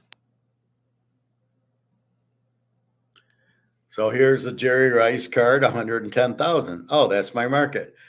The Montana second year card, it's $1,000. Oh, that's my market. Now they're giving me what my market is based on history. So that's how you figure out a market, is you look at, if it's a similar product, what's it selling for in the marketplace? So if you work at GM, what are the Toyotas selling for? The ones that are similar to our cars, what is that market? So you got to figure out your market and then say, well, what are they selling for? Oh, cars are selling. Oh, okay, then what are they selling for? That's what we can market at, because we can't be higher. That we don't have a market there. When I talk about the rib guy, the barbecue guy, what's your market? Oh, it's you pay $30 for a slab of ribs. And I warn them, if you go to 45, you're not going to have a market there. And I warned the Toyota with the Camry, the sales manager. He says, I can't sell them at 35,000. I go, because your market's not 35,000. You do not have a market at 35,000 for a Camry.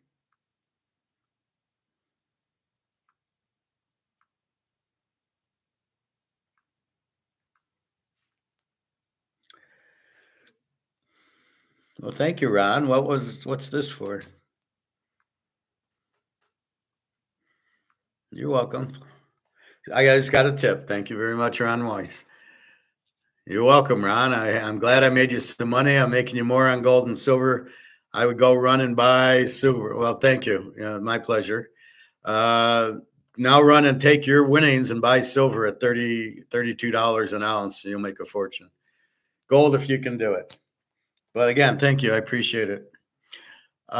So you're trying to find a market. And that's really, do you have a market? So you kind of look at what others are selling for in the market to understand if you have a market, right? Is there a market for a Canadian Club 12-year? And apparently there is, because you can see the other whiskeys on the shelf and what they're selling for, and you see they're selling, so you know there's a market. Just bought 2 rolls of Eagles silver. Good for you. I just went through a whole thing on eBay about, I don't know if you've seen this. So I'm sitting there going, here's Jerry Rice's card for 110. The Montana second year is 1,000. And I'm going, and you're telling me silver can't hit $1,000 an ounce, but a Joe Montana second year card, PSA 10, hits 1,000, but the silver can't. So good buy. I'm going to go out and buy 10 more. 10 more silver. I was going to buy 10 on Friday, and he had quarter ounce Eagles, gold Eagles. So I bought a quarter ounce for $8.22. But I will buy at least 10 ounces of silver to get up there. But yeah, silver is going to fly. COMEX, I think, is gone. I mean, the gold they can't do anything with, and then the silver. So talk about a market. The paper market in gold and silver is ridiculous. It's too low. People know gold at 3,000 is a joke, and you just hear 29.05. Silver's still sitting at 32, and people know that silver at that price is a joke. So what you're actually doing is, instead of doing a normal market where there's more demand, you raise price. Here you have it's kind of inverted. There's too much demand at $32 for silver. And like Ron just did, he bought 2 rolls. So I think it's 20 in a roll. So he just bought, Trump said to diversify to gold. He said, lay off the dollars for a while. Yeah, for a long while. You won't have dollars, won't be worth anything. But we don't need Trump to tell us that. When Biden did a good enough job reading between the lines to know the dollar's gone. And that's what I preach. So what you're eventually having is no market for the dollar. Nobody wants it. They're all de-dollarizing. All the central banks in the whole world are buying gold and silver, except for the U.S. I don't know. I guess we're immune to our dollar going to zero. I have no idea. He wants to eliminate pennies. Well, you don't probably need them. Then he's got to eliminate tax, because at 6% sales tax, you buy something for $1, it's $1.06. Well, how do you pay the sales tax? So you got to make that 5%, let's say, and it's $1.05. How will you get, if you have a 6 or a 7 or an 8, how do you pay that? Or how do you, I'll give you $1.10 and you give me back 4 cents. Well, I don't have it. Well, then so that's why you need the penny, but you'll have to adjust things into 5 and 10% as opposed to 6%, where you're begging for pennies. Yeah. I mean, that's the thought. He probably, my guess is it costs too much to make pennies, right? You got to get whatever they use now. It's not copper, and you've got to get the material and make the pennies, and it's not worth the cost because they're worth pennies. So the idea is good, but what do you do with it? How do you come up with that odd change? So again, there's really no market for the dollar. And the reason is because nobody wants it. Once people here realize it's worthless, what are you going to do? And then, like I said, you have most of the world invested in our stock market and our banks, who are realizing our dollar's worthless, and they're going to start dumping the stocks and pulling the money out of the banks. And once that happens, then they're collapsing. Now, keep in mind, the banks, as I said, the problem with them is they take your deposit and they loan it out, expecting to get actually paid back for their loans, but they're not getting paid back for their loans. People are getting out of their repoing the houses and the commercial real estate. You can't get people to go into a strip mall or go into a mall anymore, or go into office space because people are working from home. So you end up with all this vacant buildings and strip malls that nobody, and you have no tenants. So therefore the owner has no income coming in, so he can't pay the bank back. And the bank's got all these loans out that they're not going to be able to collect. Or the bank puts some money into the stock market and they're not going to be able, when that crashes, the banks are going to crash. And even if you have your money in the bank, the money is worthless. So you got 100 grand in the bank and it's not worth anything. So the banks will go out. Stock market is fake anyway, and that will go out because most of the companies are. I was looking at Tesla today, and Tesla was it was like down 50, down to 350. I looked at their financial statement. Their revenue is way down. Their net income is way down. Their stock's like 700 to 1, the PE ratio. You only buy stocks if it's at 25 to 1, 700 to 1. That shows you how wacky the price of the stock of Tesla is. It probably should be about $50. It's $350. So you wonder, if you buy Tesla and the stock goes down to where it should be at $50, you wonder, well, why did I lose money? Well, because you're an idiot. You got to read the PE ratio. That's how you invest. And a lot of these people just invest because it's going up, like Bitcoin, and then they get burnt because they're not doing anything. Yes, it's cost too much to make pennies, I assume. Silver is going to run. So like I said, silver will run as soon as the COMEX game is up, and not until then. That's why it's still cheap. That's why we can go buy more silver. And instead of worrying about why isn't the price going up, be thanking God that the price is still low and you can get more. That's why I need to go get, they're not open today. I'll go tomorrow. But that's what you do. You've got to understand the game, which is what I try to teach. So you realize that COMEX is just derivatives. It's not real. So the price is not real. It's an inverted market. And normally markets like, okay, the Camry's $35,000. It's too expensive. Nobody will buy it. But in this case, the silver is too cheap and everybody wants to buy it. Or gold's too cheap. And then so the market is not reacting properly. In other words, silver should be about 500 an ounce now, or 1,000 an ounce to keep up with demand, but it's not. The more demand you have, the higher the price should be. And yet the demand for silver is through the roof.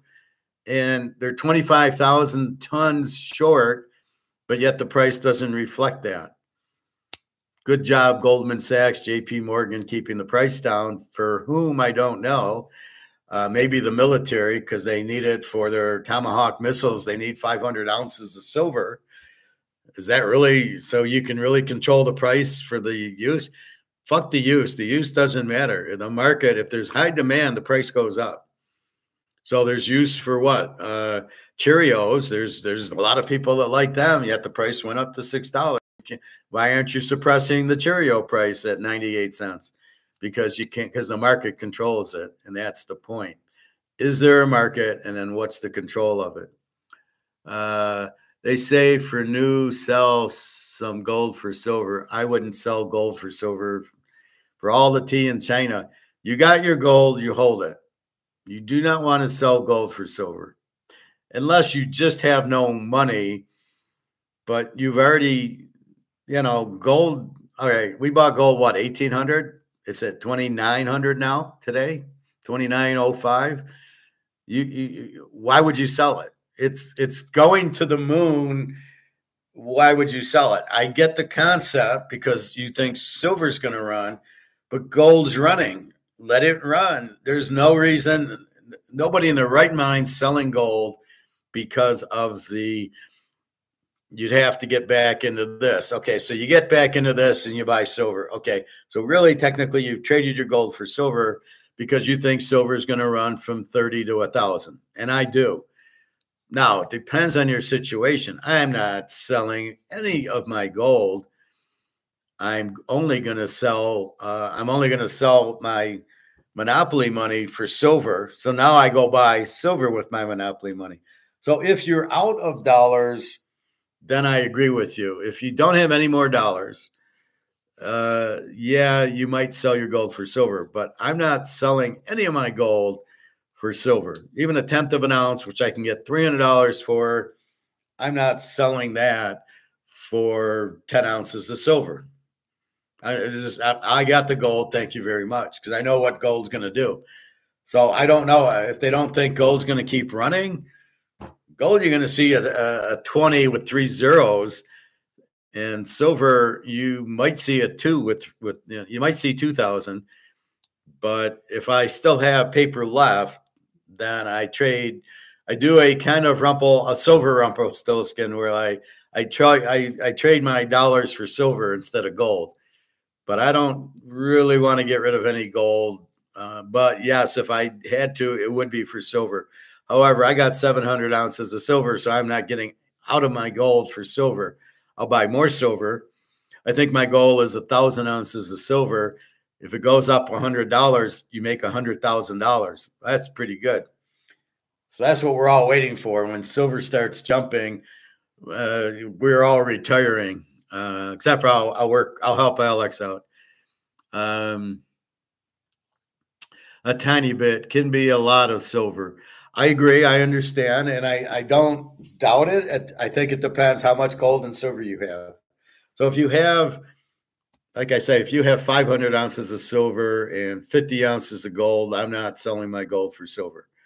If I have 20 ounces of silver and I got 50 ounces of gold, I might sell 1 ounce of gold, which is $3,000 now, and I can buy 100 ounces of silver at $30 an ounce. Maybe I do that. It all depends, but I value my gold way too much, knowing that runs much greater. So I can see gold at 20,000, but I can't see silver at 20,000, although it could hit it. I do see silver hitting 2,000, but gold's going to hit 20. So it's all dependent. But if you don't have money to do it with, so let's put it this way. Step 1, you have money, buy silver. Step 2, I don't have money, but I want to get silver. So maybe I sell 1 ounce gold for 100 ounces of silver. It depends how much silver you have. If you have 1,000 ounces, I'm not doing it. If I have 50 ounces and I want to get more and I got a lot of gold where I can do it, then maybe I do. But I got to be careful. I don't want to let go of my gold unless it's just I have to or something like that. Yes, it will be a lot of silver, but gold runs much higher, much faster. It's playing the gold silver ratio game. I don't think there is a ratio. Yeah, I know it comes out of the ground, or some Roman said it's 10-1. I get that, but it's been suppressed and it's 90-1. Basically, once COMEX is blown up, silver's going to run to the moon. Just go buy 100 ounces of silver or something if you can. If you just don't have the money, then maybe you do sell an ounce and you buy the silver with it. I get it. But right now, COMEX can't hold gold down, so it's flying, and they can still hold silver down because it's not Basel III and it's not a tier 1. Once it blows up, because they're 25,000 tons behind. And then I keep seeing all these shows on why is the UK selling their gold to the US. It's so they got to pay their derivatives off. People taking delivery, they have to pay off. China and Russia and India, who are taking physical delivery of the gold, and the U.S. doesn't have any. That's it in a nutshell. And one guy disagrees. The London has 400 ounces of gold bars. The U.S. prefers 100-ounce gold bars. So everybody knows this except one guy is like, oh, no, that's not it. It's like, yeah, it is.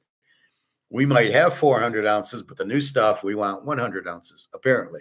I don't know. I'm not the one doing it, but that's apparently why there's an 8-week wait, because it's got to go to Switzerland, and they've got to melt it down and redo it. They're the ones who do it.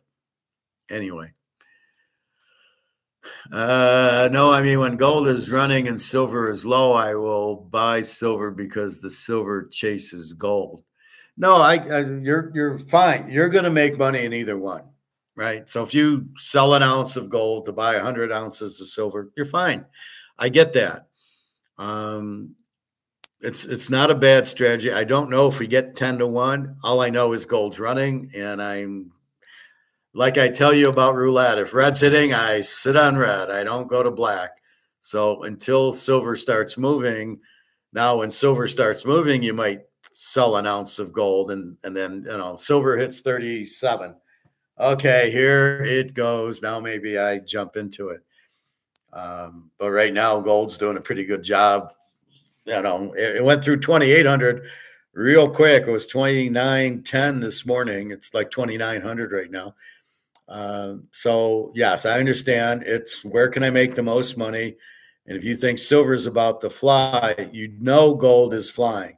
So it's going to be the opportunity cost of what you lose in the gold going up for what you gain in the silver going to go up. And I get that. And that's the game you're playing, is the opportunity cost that you're missing on gold, 3,000, gold 3,500, and you're sitting at silver, 35 going to 37. Silver eventually running to 100 and then to 500, and I get it, but you're missing out on the gold 5,000. So that's the part they're not telling you. They're not telling you is gold's running, and you think, oh, that silver ratio will come in, and maybe it will, maybe it won't. Once we get to free market prices, I'm saying silver is at least 2,000 an ounce. And if you don't believe me, there's the Lawrence Taylor rookie card going for 5,000. So yes, it's not a problem to spend $5,000 on a Lawrence Taylor rookie card, or a Jerry Rice for 110, or a Montana for 110. They don't seem to. The Mantle rookie card, a PSA one's 54,000. So don't tell me silver can't hit 2,000 and it's only going to be a $30 or $40 coin. That's just fucking ridiculous. So yes, but it's the opportunity cost. If I buy the Montana card, can I buy the Rice card? Maybe, maybe not. Do I have 220,000 to buy both cards? And if I do, would I rather have gold? So it's what hasn't run. The Montana and the Rice are 110 now, have risen. Do they have another 110 in them? Possibly. But I know gold hasn't run yet. And I know, of course, silver hasn't run yet. So I think before I sell my gold, I might sell my Montana rookie card or an Elway rookie card or something. LeBron James rookie card. I'd rather have gold and silver than him. So once yes, switching assets, absolutely. I'm not sure it's gold that I switch. Maybe it's a Mantle card or a Montana card or something. Maybe that's what I switch in, but I really am hesitant to get out of gold, even for silver, because I know how it's running. Let's see. Although it is very hard to let a good coin go. The Professor game. There you go. Did you like that game? I love that game. I thought about that doing the show. And I says, quite a game. This is, I pictured it as sort of Lord of the Rings meets the Matrix in a video game. And I said, I'm the professor sitting in the cabin over here that you're looking for to get the key to win the game. And the key to winning the game is buying gold and silver. It's such a beautiful game. There is much more silver than there is Montana PSA 10s. Absolutely. But there are much more people wanting to buy silver than PSA 10 Montanas, especially at 110,000. There's a lot more. Like I say, the market for silver at $30 is a joke. I don't know how they still have inventory, because they shouldn't. I went into my store, like I said, to buy 10 ounces of silver. I came out with a 1/4 ounce of gold, and he had a lot more silver bar. He didn't have a lot of silver coins, but he had the 10-ounce bars that he had, which if I have to buy, I'll do that. I gave Jenna a 5-ounce coin in Italy, a 5-ounce silver bar. She says, can I touch it? I said, sure. So I said, but just realize it's 5 ounces of silver. It's not 1 ounce. And it's not a coin, it's a bar. So realize what I gave you. She wanted a ring and I gave her gold. How can you be upset at that? I couldn't figure that out. So again, you're right. There's more silver than Montana's, but Montana's 110,000. Same thing with Rolexes. So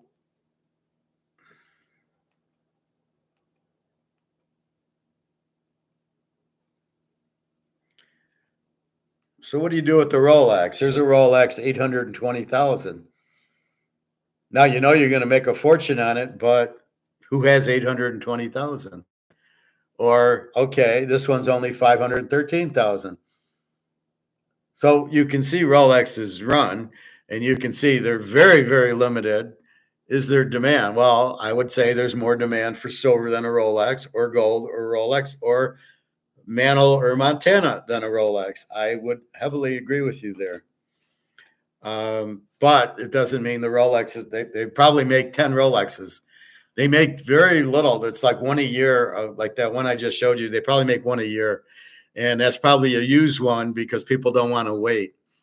Now, 513, maybe he's got to come down. He's not hitting a market because he's still trying to sell it. But that's what you do. You just got to, he needs to see what's the market for that Rolex. What's it selling for?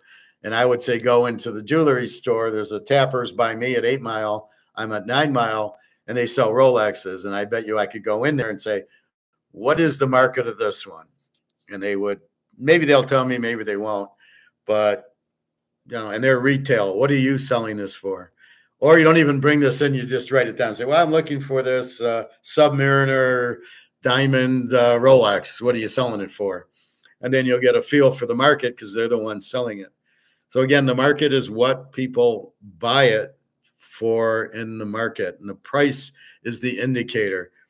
That's the key about the price. That's why you can't have price manipulation. You don't know the price of gold and silver because the market is not controlling it. Idiot JP Morgan's trying to control it, and he's trying to keep the price down. But it's like apples for 10 cents, right? Everybody's going to go buy 100 of them because they're 10 cents for an apple. They should be $2.50 or $3, but JP Morgan's marking them at a dime. That's not the real price. The price isn't real because it's fixed. So you don't know what the market is.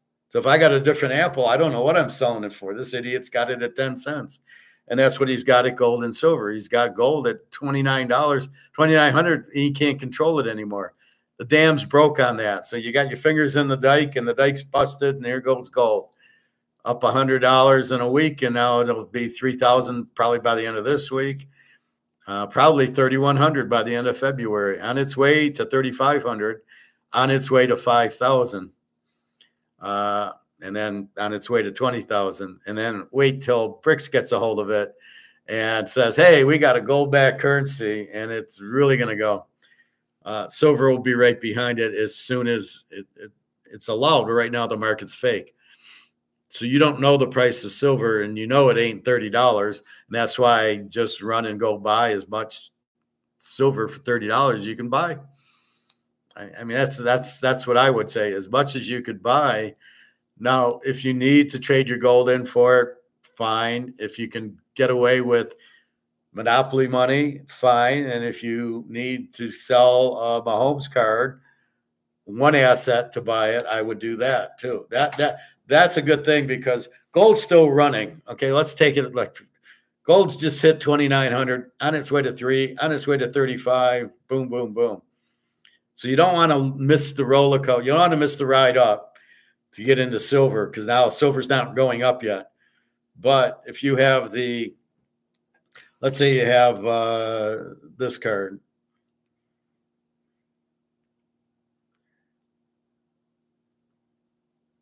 So here's a Jerry Rice for 82,000. I see it for 100,000 because there's multiple markets. Now this card I would sell for 82 to buy a bunch of silver and gold, because it's not running. It's 82,000. It's run up from $100. Now it's 82,000. Yes, PSA 10 prices are very limited, but the price is run. So if I sell it, then I can run with silver and gold now. So now I can find something else to run. But I've made my money on Rice. Now maybe he goes to 200,000. Wouldn't be surprised. I got a Jordan in here. Here's the Jordan card. It's 500,000. It was 32,000 when COVID hit. It's now 500 grand, PSA 10. Very, very limited, very, very hard to get centered. I know I looked.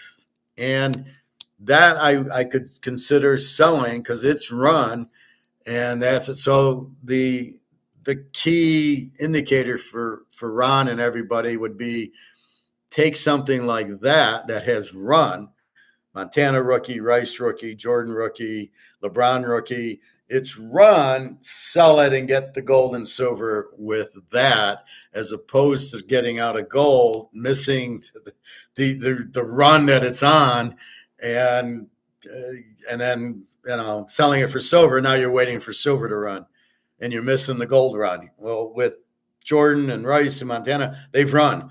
You're not missing the run. They might run again, but you don't care. You've got the run, and now you get out of it, and then gold and silver, and then watch the run go there. So you get into another run. So you've made your money. So I think I would recommend that, provided you have these things. If you collected sports cards or whatever assets you have. I mean, it could be baseball card, football. Beanie Babies are now worth something if you find the errors.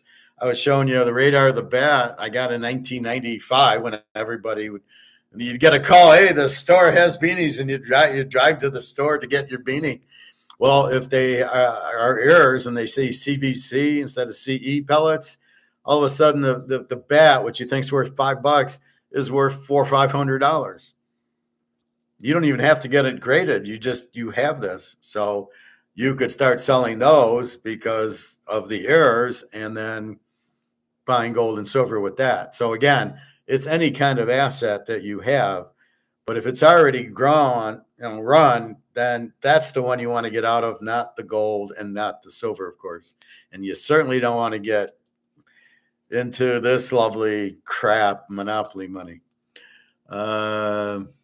Quarter gold is what, 750? It's about 800. I actually paid 822, which I thought was a little high, but I see it for about 800 on eBay. There's one thing on eBay that I would heavily advise against.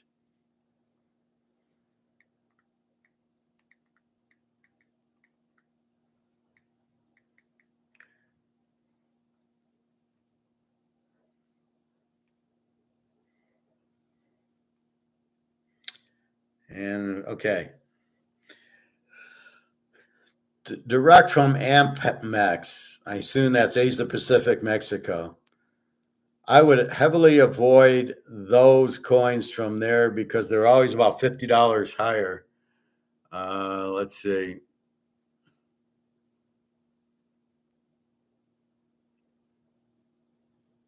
Of course, I'm in a spot where I don't see them. So here's an Eagle for $3,050 from Ampex. And then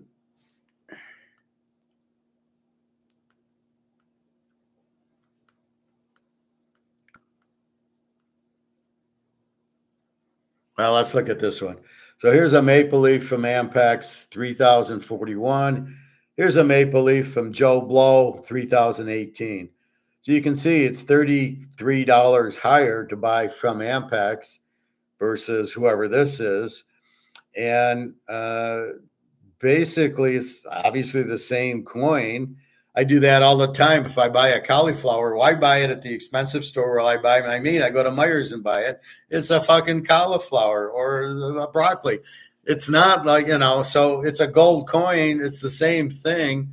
Why pay $30 more? So I did pay $8.22 for my quarter ounce.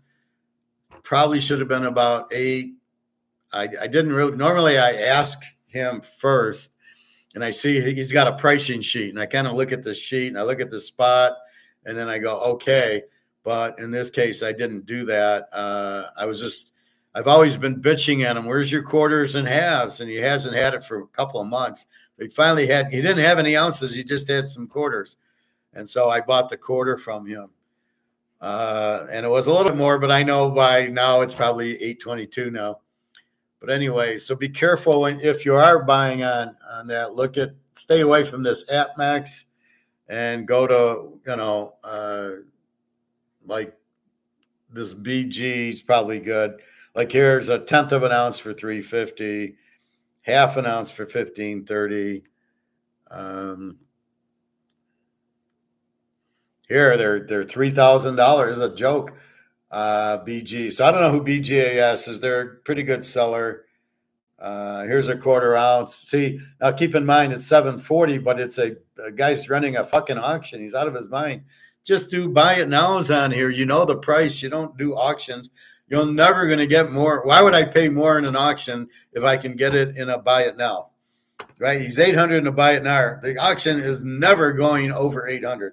So why just put it as a buy it now for 800 or 795 and you'll sell it because they all sell.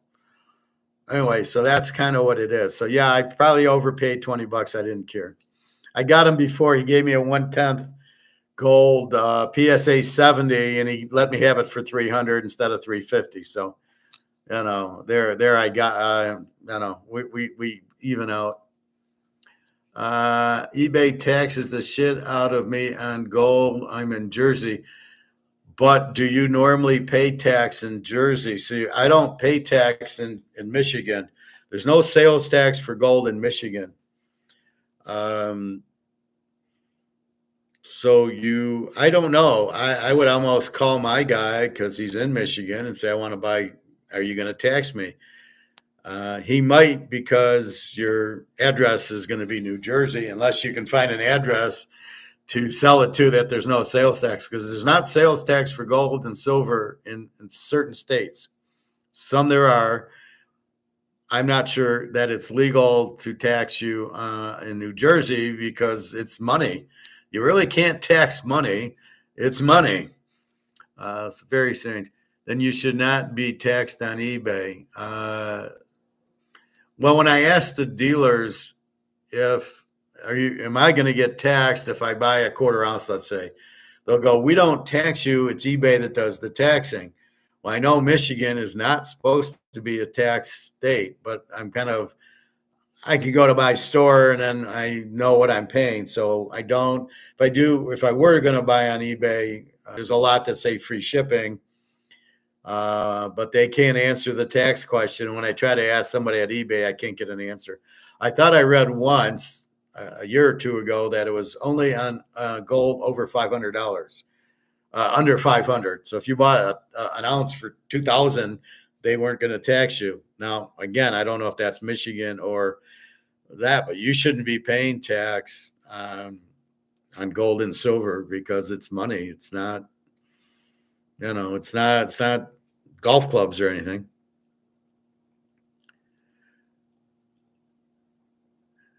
Yeah, I know, but it shouldn't. None of the states should charge tax on gold. It's not a taxable thing. It's money. You're buying money.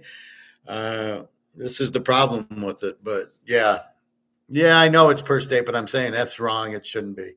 It's gold is gold and silver is silver. It's money, and you shouldn't pay tax on it. But I know they do it in like Germany. They tax you. Like in Europe, a lot of those countries do tax you on that. I hear people aren't traveling to Europe as much. They're tired. There's a lot of inflation, and prices are up, and it's hard to exchange the dollar for the euro. And people are going to Singapore and Hong Kong and those countries, or the Caribbean, versus going to France or Germany or whatever. Yeah, it's per state. Okay. So again, if you have something that you made money on and you think it's kind of like a Beanie Baby, I don't know that they're going any higher. I could see selling them and buying gold and silver with them. But I don't think I'd want to get out of gold to buy silver because I'm missing the elevator when gold's finally taking off. Now is not the time to get out of it. It's funny the new thing is people in their 401ks don't want to get out of, they don't want to get out of the stock market for gold. it blows my mind how stupid people are, because you're like, get out of it. Not only has it run and it's way overvalued, but it's about to crash. As the economy slows, these companies are all going to go out. Nobody's buying cars. It's too expensive. Half the stuff's too expensive. They're laying off people. So what are you doing? That's my point. That's going to affect the market. And so therefore, yeah, I know you got 500K in your 401k. Do you think it's going to go up or down? Well, some people say, well, it's going to go up because I get a company match. Yeah, but what are you buying? You've got monopoly money. So 500,000 monopoly monies is zero. It's 500,000 times zero. Right now it's 500,000 times one. And that's really the problem. So, or you could, as we're just talking, as you're getting out of gold for silver, you get out of your stocks for gold and silver. You just made the case, Ron. It's a perfect case. I agree 1,000% in this instance. Well, I got to pay tax and there's tax and the 10%. I guess that's tax.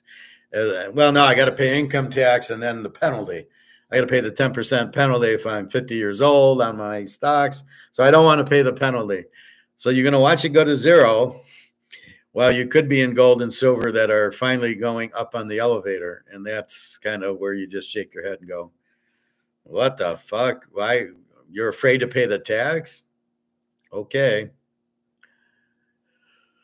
Well, I've been laid off. I'm not off. I'm laid off. They eliminated my position last Monday. I was very surprised because the plan was to hire me by April. And, I worked the week before. I'm doing my job. It's month end. And 2:30, my boss calls me in with HR, which is totally illegal because I'm not an employee. And he says, your job's been eliminated. Give me your card and give me your computer. And I was just very stoic, though. I didn't like cry or get upset. I just was like, hey, I'm going to buy more gold and silver. And the HR guy knew I liked gold because of the interview. And he said, well, we'll just keep stacking. I go, yeah, we'll be retired soon anyway. It really won't matter. But the only reason I was there was to buy more gold and silver. That was it. It wasn't really, it wasn't a career. It wasn't anything. It was to be able to buy gold and silver for the next year until they did what they did, or gold hit 5,000 an ounce, and then I'm done. Or if silver hits 100 an ounce, I'm retired.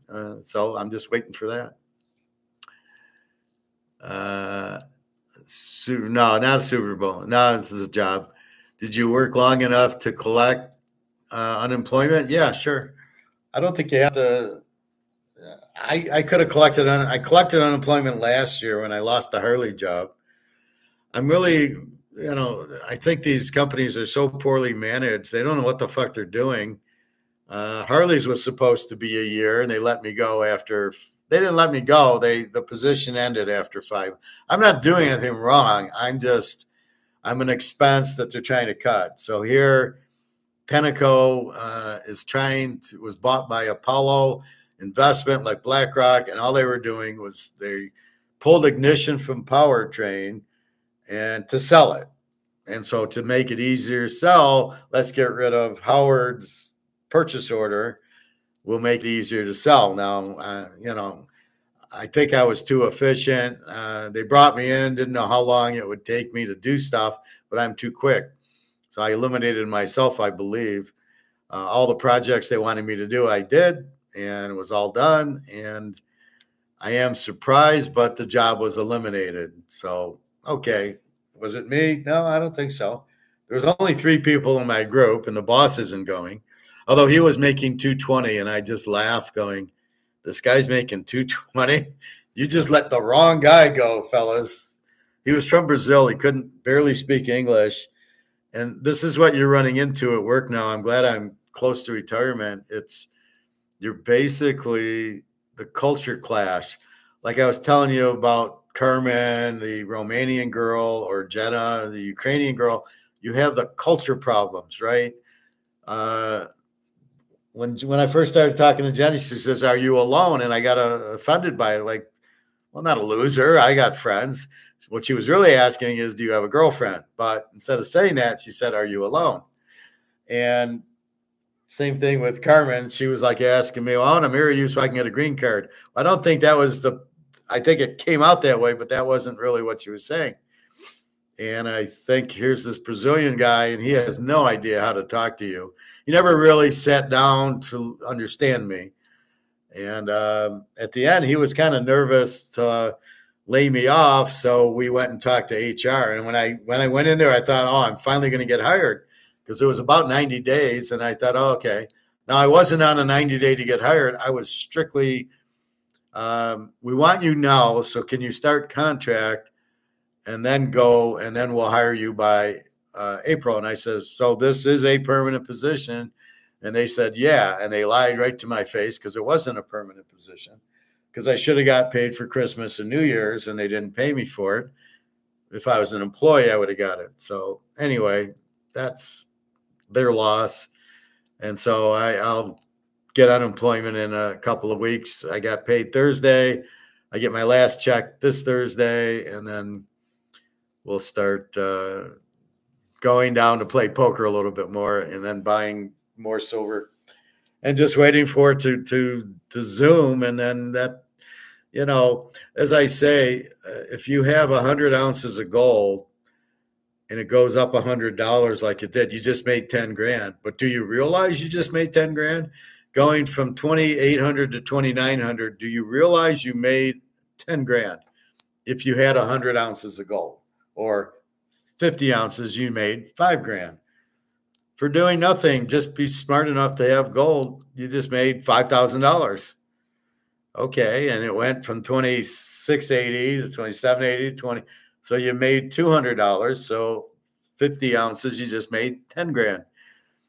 And with silver, we're gonna, once it goes up $100, if you have 1,000 ounces, you make $100,000. Nobody understands that or thinks like that. So I got about 700 ounces. So I'm trying to get a little bit more, but that's where you go, Ron, with your, that's where you go that's where we're all waiting on silver. So it's easy, like you're saying, to buy 100, 200, 300 ounces. And then when it goes up 100, you'll make $30,000 if you have 300 ounces of silver, which is not a lot of money, and it goes up from 30 to 100, you make $30,000. I mean, now your ounces are worth $100 that you just paid. I mean, a lot of mine I paid 20, 25 for. All my Highland Mint ones I paid 16 for.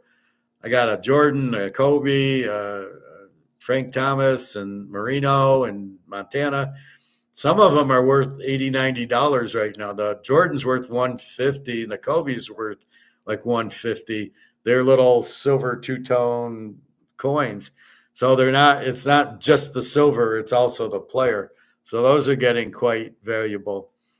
If I wasn't going to buy silver, I had those. I have like 40 Highland Mints. And I said, well, I got silver. And then I started getting 20 here and 20 there. And before I knew it, I'm up to 700 ounces. And now that silver moves, then we'll really, we think we make money when gold moves 100. Well, if silver moves 100, we'll really make money. There'll be a lot of people making a lot of money on silver when it goes to $100 an ounce, because you paid 20 for it or whatever, 15, 10. Wow. I think you're talking gold, right? So yeah, I mean, but do you understand that? I mean, we kind of know it, but we don't. That's not why we're buying gold and silver. But that's where it acts like a stock. You got 100 ounces of Amazon, it goes up $10. You made $1,000, but does it register? No, because you're just looking at the numbers. So 700 ounces, yeah.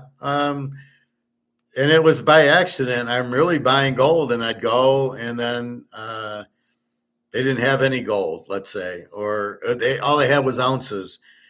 And I knew I wanted to buy some silver, so they'd have an ounce, and I'd buy it, and then the next week I'd go and I'd get another check, but I didn't want to buy an ounce, or I couldn't afford it, so I started buying the white 20 ouncers, and boom, boom, boom. This is a couple years ago, so it's probably $23 an ounce, and it was just buy, buy, buy.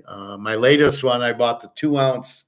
There's 2 ounce maple leaves, silver maple leaves. Comes in a red top container, but they're all 2 ounces. So I have 12, which is really 24 ounces of maple leaves. So that's the last that was about 2 months ago. So that was the good thing about work. I took my paychecks and I took them out of the bank. I put a bunch in my safe to catch up from where I was, and the rest I bought gold and silver. So I really didn't spend that much money. The biggest spend was my rent, and then my credit cards, which most of my credit cards are buying gold at ridiculously $1,700, $1,800, $1,900 an ounce.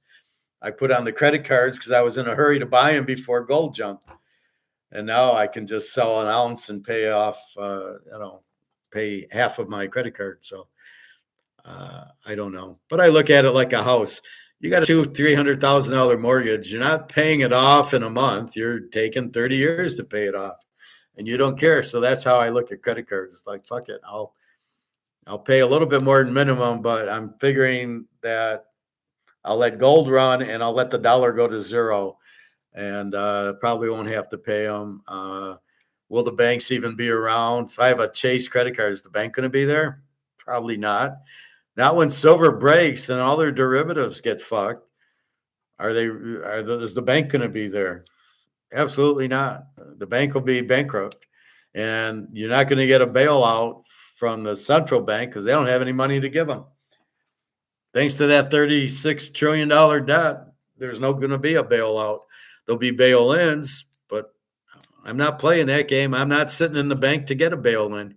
In your 401ks, you got 500 grand in, you're going to get fucked on the bail-ins. They're going to steal your money because it's their money. If you owe stocks, it's not yours, it's theirs. If you have money in the bank, it's not yours, it's theirs. Now you can get it. You can say, hey, I got 5 grand in there, and they'll see it. Yep, you can come and claim it. But at some point, you're going to say, I got 5 grand, and they're going to say, nah, sorry, we don't have it. We don't have the money. We're not going to give it to you. And the money's not worth anything anyway. So why would you keep money in a bank? Safety? Hardly. Ronald, what if you have to run? What if I have to run? A couple families in California came home to a blob of silver melted. Well, gold can't be, it can't be destroyed. Gold is indestructible. So if it is melted, it would dry up, and it would look funny, but you would have a mess of gold, but you would have gold. Silver sounds like it's not indestructible, but if it's melted, it's still a bunch of silver, and that's it. But if you have to run because of the fires, I assume you're asking, I got a fireproof safe that I got my money in, my gold and silver, and my cards, my big cards. I mean, it happens, but there won't be fires in Michigan because it's not a bunch of dry land. We get a lot of snow and rain, and I've never heard of fires in Michigan. We get snow, we get cold weather, but maybe a tornado once in a blue moon, but not really. It's for weather, it's fine. It's just cold, right? We got snow. Okay. A couple of families in California came home. Okay. If you have to run with all that weight, well, you put it in the car. I think they had warning in California. I think you could see the fires coming. So maybe I slide my safe in the car and and go. I don't know. It sounds like it was all fucked up. They didn't have water to put the fires out. Really? Yeah, we can trust the liberals. They're a bunch of idiots. California's toasted themselves. So I'm not sure, but if you have your money in the bank and it goes to zero, what are you going to do then? I mean, I don't know, but your money's not safe in the bank. How often has there been a fire in California? Well, they seem like they have them a lot. So I probably would have my safe in Vegas or somewhere where they're never having a fire. So, I think you're prudent to what your dangers are, right? Oh, there's fires, there's hurricanes, tornado. If I'm in Florida, maybe I keep my money in Georgia or, something like that. I don't know, but I wouldn't necessarily go to Switzerland, but if I had enough gold and silver, I might. I love the Bitcoin guy. Well, if you travel with $100,000 worth of gold, they're going to tax you. But with Bitcoin, I can just, it's like, what an idiot. Nobody travels with $100,000 or $500,000 worth of gold. And when gold jumps to 20,000 an ounce, here you go. Here's $100,000 worth of gold I put in my pocket, and nobody knows. So it's really funny looking at the prices now, but looking at the prices soon, you'll be traveling with $100,000 worth of gold without even thinking about it. And the silver, you wouldn't, okay. So let's say you got 1,000 tons of silver. You got them in big boxes. Well, you don't carry them on a plane, you ship them. If I was going to move it to Egon in Switzerland, I would take my thing and ship it to them. Don't you think that's what people do? They don't all live in Switzerland. So I'm sure there's a shipping and a FedEx, and you do it, and then they insure it, and then you ship it to Egon, and he says, okay, we got it, and he puts it in a vault for you. I'm sure that happens all the time where they ship it on a plane. I don't think that's outlandish, but you can easily take the white case, a 20 ounce, and put it in your pocket. Nobody would know, but it isn't worth much. Now, when it goes to $1,000 an ounce and you got $20,000 worth of silver on you, then nobody would still notice. But that's the point. So again, that's why you might hold ounces of gold. If you need it, you take 3 or 4 ounces, and it's right now it'd be 3,000. You take 4, it's $12,000 you have, and nobody knows you have it. And that's the key to it. Let's see.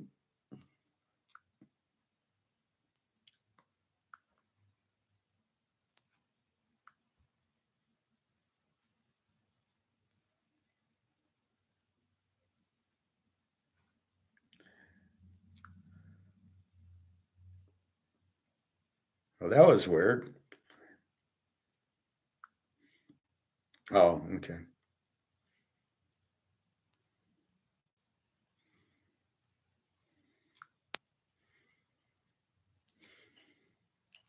So, yeah, I mean, you got to be careful. See, that's the false thing about being in Bitcoin. Are you going to get your money out? Being at the bank, are you going to be able to get your money out? If you're in the stock market, are you really going to be able to sell your stock and get your money? No, you're not. They're not going to let you have it, because once the shit hits the fan, they're going to need your money. And that's the problem with it. They're going to need your money. They're not going to give it back to you. So the safest place is in gold and silver or your cards in a safe. And if it needs to go in the trunk of your car, and if some danger happens, you just jump in your car and drive. Well, okay. You can't. What are you going to do with danger? I mean, there's danger all over. What are you going to do? Or you put some in a bank, or you don't want to put it in a bank, but some secure vault in one place and then in another place. Maybe they're different countries. Maybe they're different states, maybe somewhere you think it's safe. I don't know. But that's could happen to anything. I mean, what if you got a Picasso? What are you gonna do with that, right? It's in your living room. There's a fire. Well, the first thing I'm doing is pulling the Picasso out of the house. The rest I don't care about. My clothes, I got a Picasso. I got to, So it's any asset that you have, you got to be careful with, and you try to figure out what's the safest thing for it, and that's all. But I don't really insure gold and silver because there's, you'll never get it. Let's say I insured it at 2,000 an ounce. Well, now it's 2,900 an ounce. So I guess you're weighing the risk, but insurance companies are going to be fucked with these fires. Your rates are going to go up because insurance companies won't pay for it. They'll pay it, but then charge you a higher premium to get their money back from paying all these people in California who got the fires. Ron, yeah, if you have to run with the weight, you put it in your car. Or if you see it coming, you put it in your car as soon as you hear, oh, there's fires coming. And then if you have to, you get in the car and get the fuck out and drive to Vegas or something and then wait till it's okay. But yeah, that's unfortunate what happened with all the fires. I agree. In some states, it's not the weather that can make you run, it's the neighborhoods. Well, yeah, I hear you. I would then put it in a safer place. Like I say, like the U-Haul lockers, right? Or some of these storage lockers where you have the key. I would then drive my safe to this place and I have the key and try to find a safer neighborhood. Yeah, I mean, you're going to run into that wherever you're at. The best thing is just to play stupid and nobody knows you even have it. We know we have it, but nobody else does. I had some guy sitting in the parking lot who was a construction worker. So when people move out, they they paint the apartment or do the carpeting. And I says, what are you doing here? I mean, because it was in a different car. I'd never seen him before. And he says, well, I'm maintenance. And he says, what are you worried about? You live here. You don't have anything.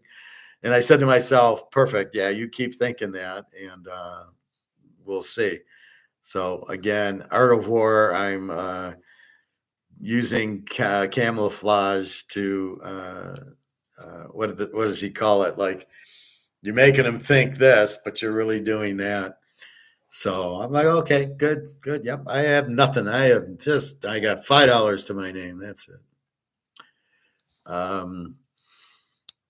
But that's what you're looking for. So you really got to be careful with the banks going out. So again, it's like a fire. Don't be stupid and think the bank can't go out or that my money's safe in the market or my money's safe in a 401k.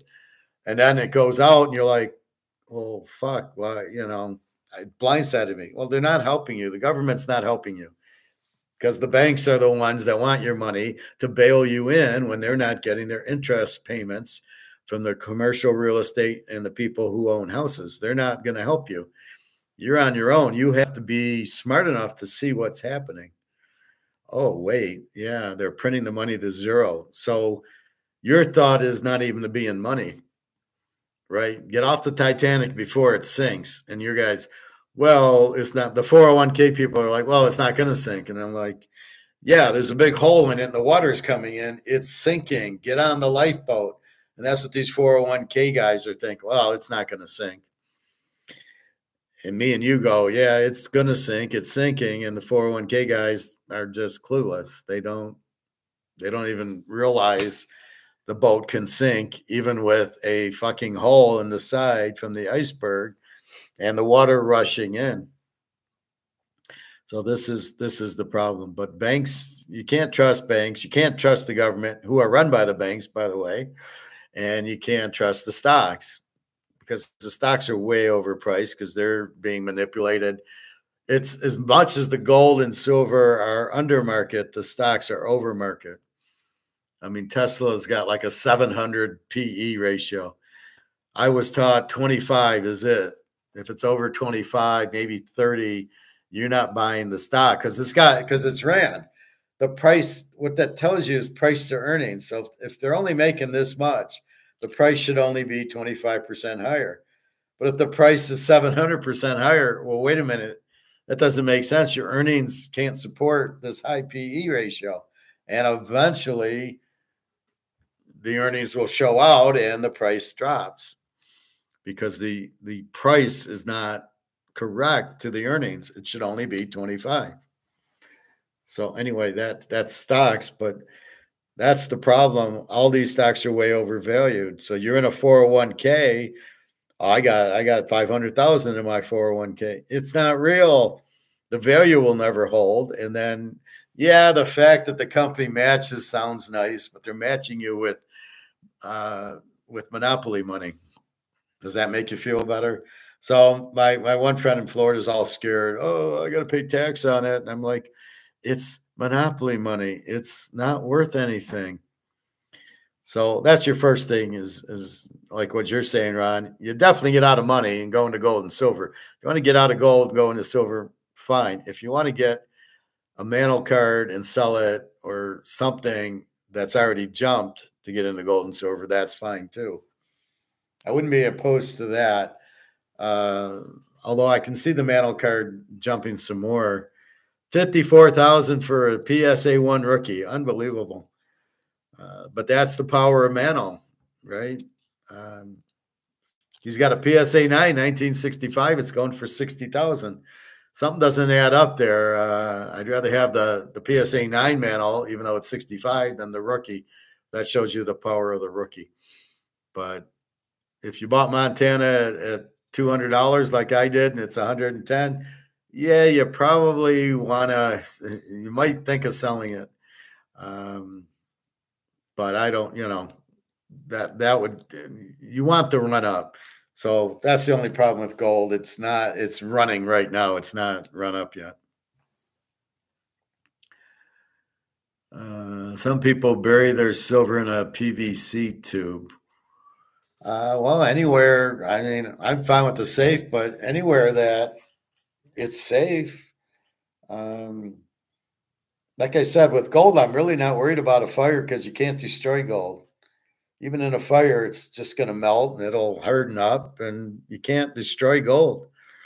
It's a beautiful thing. That's probably why it's gold is money, and it's again, you can't inflate it because you can't print it. Which none of the guys, they just say there's no counterparty risk, and it's like, dudes, you can't print it. Keep a spade a spade. I can't print the gold. It's not going to go down in value. That's why we like gold. That's why it's been around for 10,000 years, because you can't print it. So anyway, what else, Mr. Ronald? Yeah, it's like anything else. How safe's your money in the bank? How safe's your money in the stocks? Your real estate. I mean, nothing's 100% safe. If you had a lot of gold, I would take it to Egon and let him put him in one of his vaults in Switzerland, in the mountains. Then if I really had a lot, I would do that. I don't have that much, but I really can't afford to lose it either. I'm wiped out because everything's in it. So we're having fun now. We'll see what happens. Silver also, you can melt your own and make bars. True, but silver is not indestructible like gold is, I don't believe. So I don't believe, I don't know if you melt silver, is silver indestructible? Possibly. If it is, that's why it's money.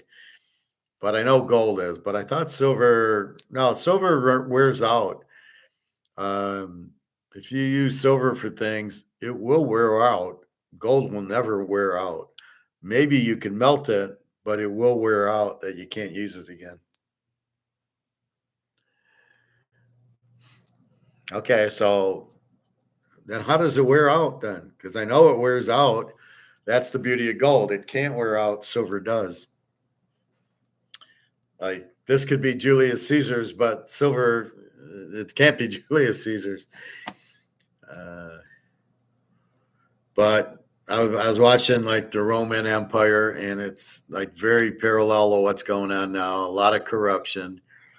The Senate, the empires. Really, the difference is the Republic is a council, and the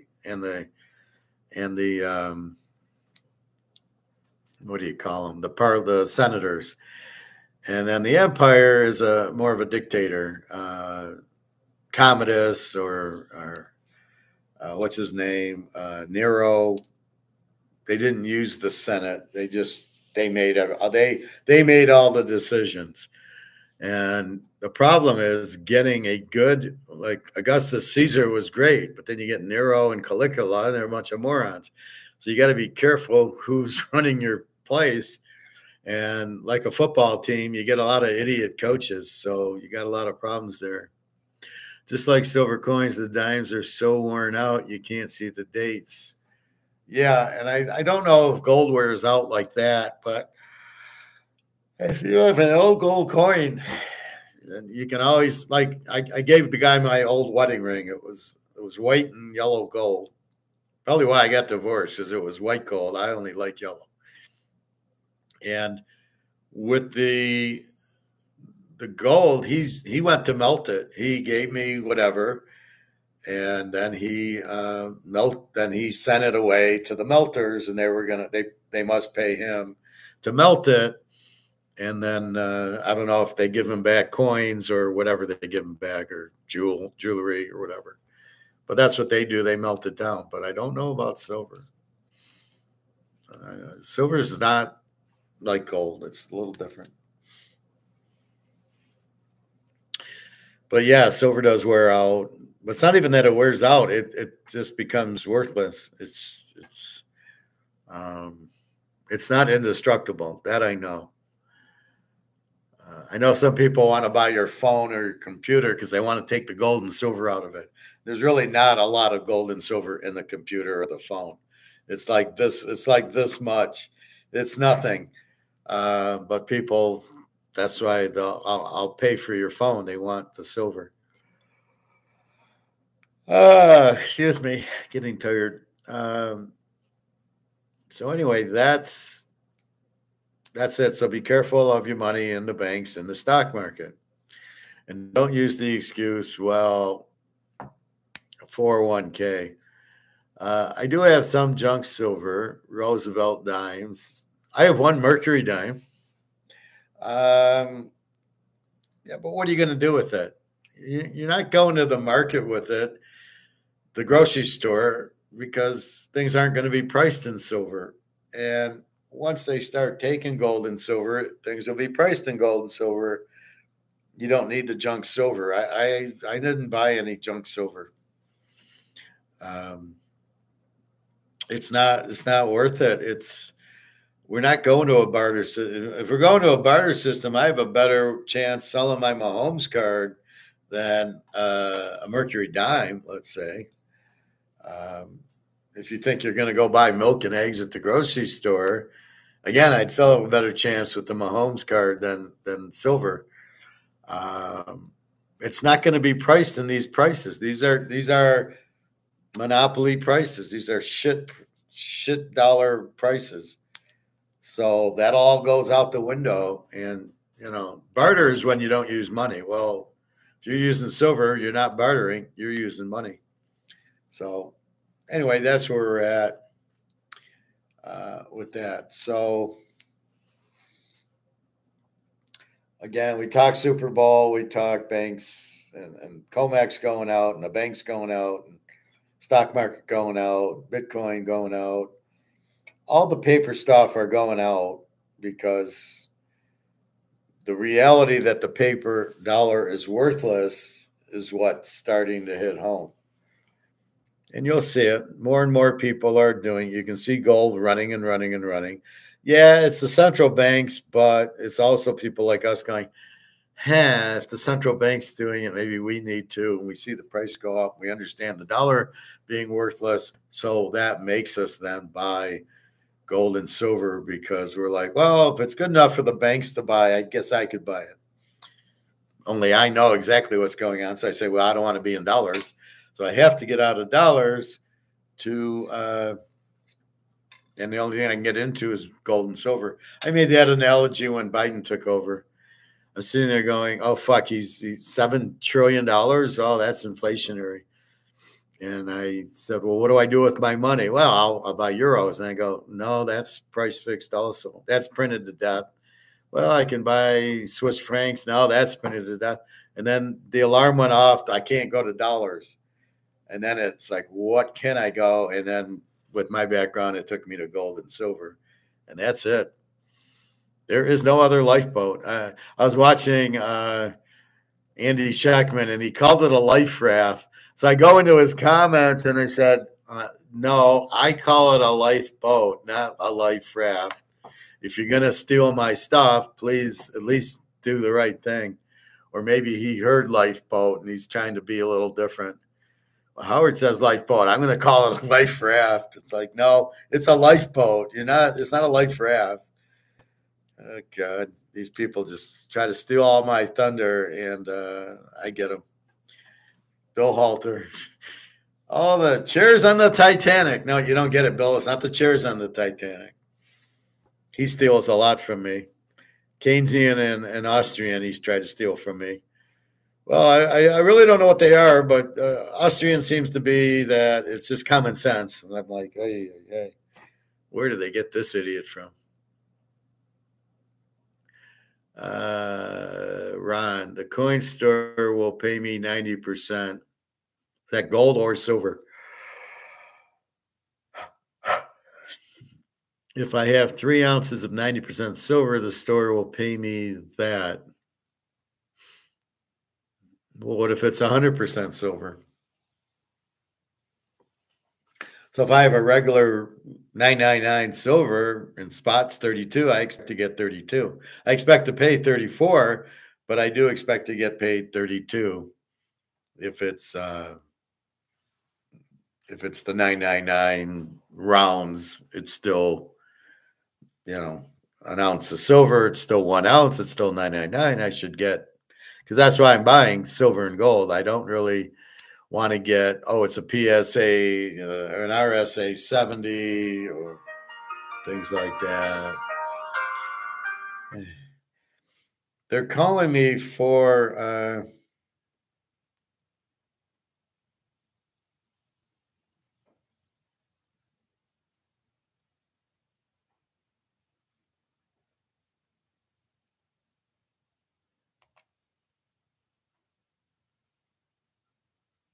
so they keep calling me for, do you want a new tub or shower? What are you talking about? I live in an apartment. I'm not asking for a new tub or shower. Half my showers are done at the club after I swim.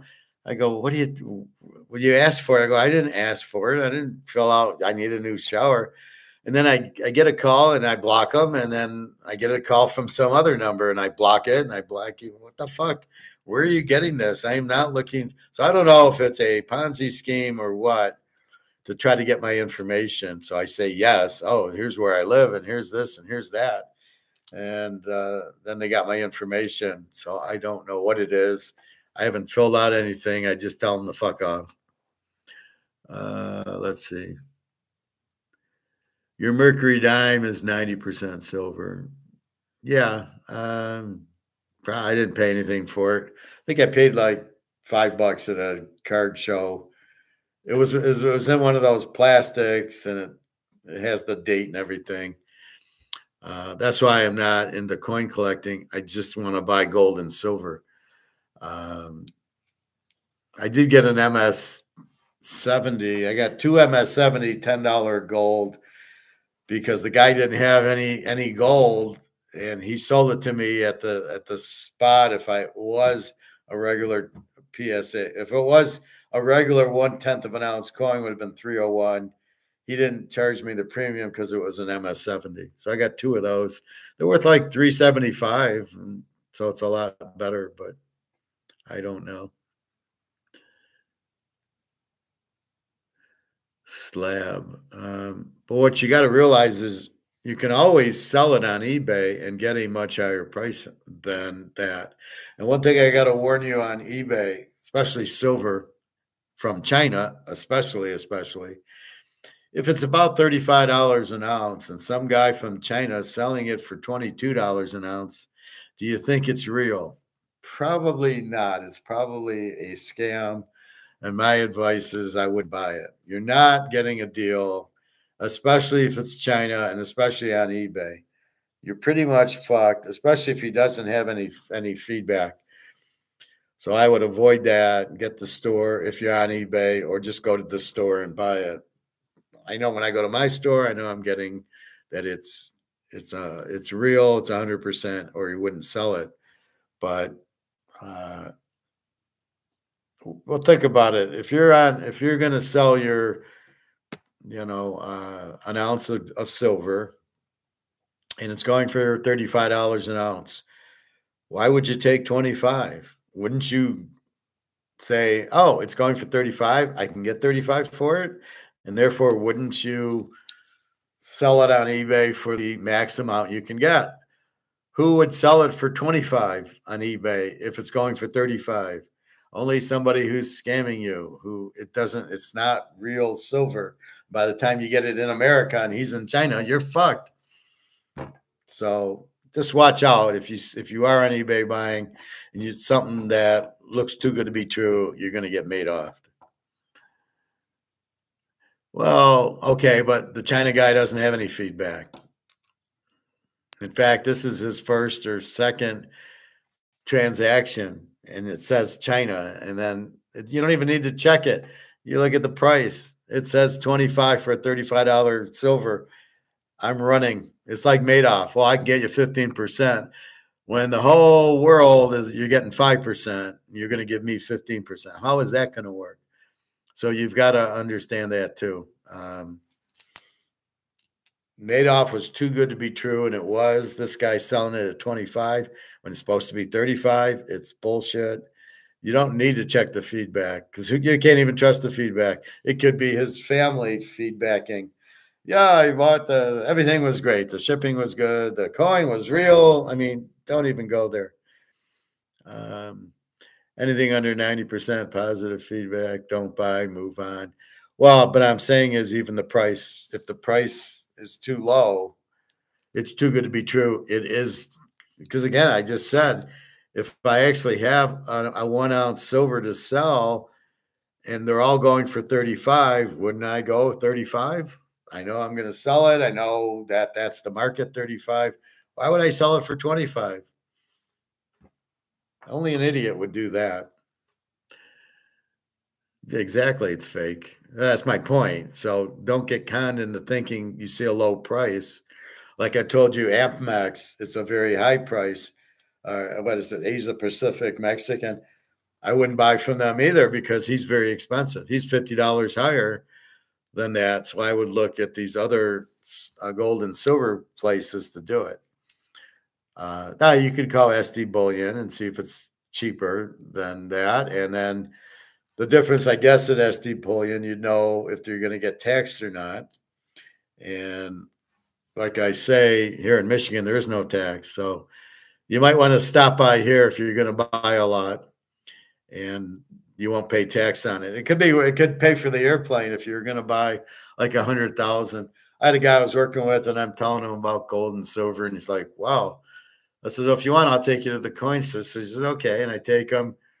He pulls out a check for 100 grand. He buys 100 grand worth of gold.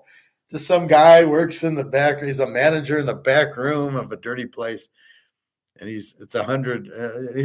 He pulls out a check for 100 grand. I figured maybe he has 5 grand, 10 grand at the most. And then I said, well, you need silver too. So he bought another 100,000 worth of silver, maybe 50,000 worth of silver. I was laughing my head. Where do you get this money from? So see, he listened, right? He understands the professor. I'm taking off, buddy. Thanks for a great football season. My pleasure. I bet small, but I wanted to send you something to thank you. Well, I really appreciate the tips.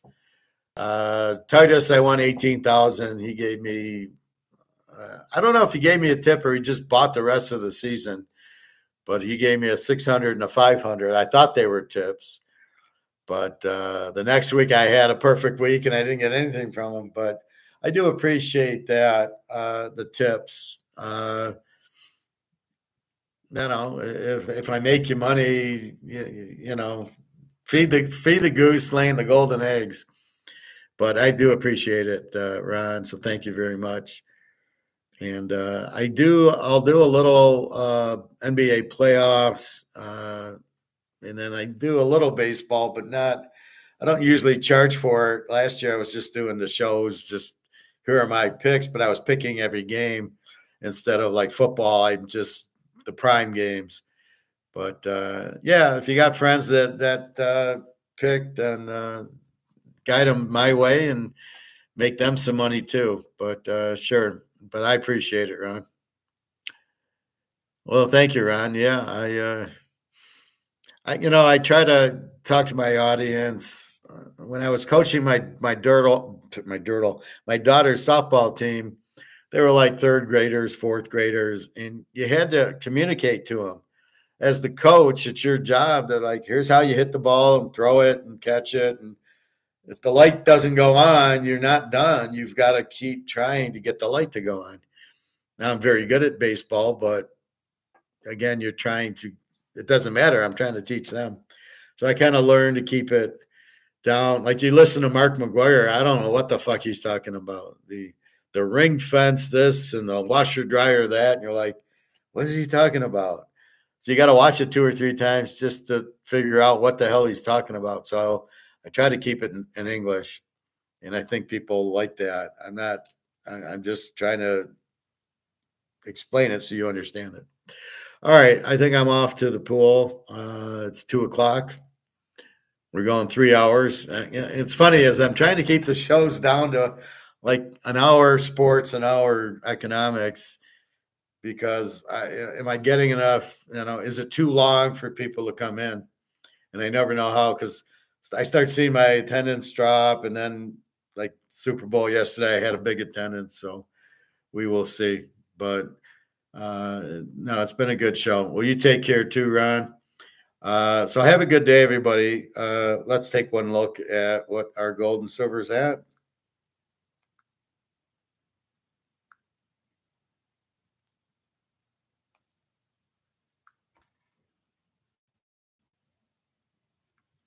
And we're at 29.06. There we go. We're over 29 and it's holding 32.10. See, this is why I pointed out silver has a big day, 28 cents. Gold has a big day, $44.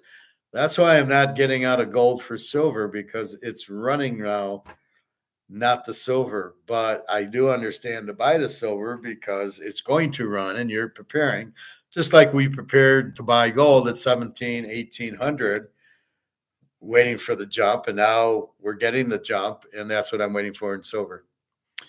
Anyway, I hope Aria is okay. She's got like something in her face and her eyes are watering her. She says, I have a foreign object in my face.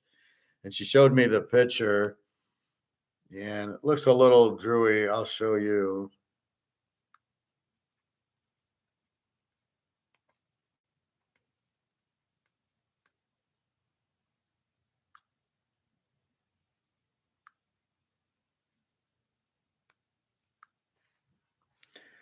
So if you see under her, this eye over here, so it's now the eye closest to me, and it looks a little droop, but she's complaining. Her eyes are watery, and she's complaining that she's got something in her face. And she showed me an X-ray, and I couldn't really tell. So she needs surgery on it, and she's really scared, freaking out, and I feel bad for her. But and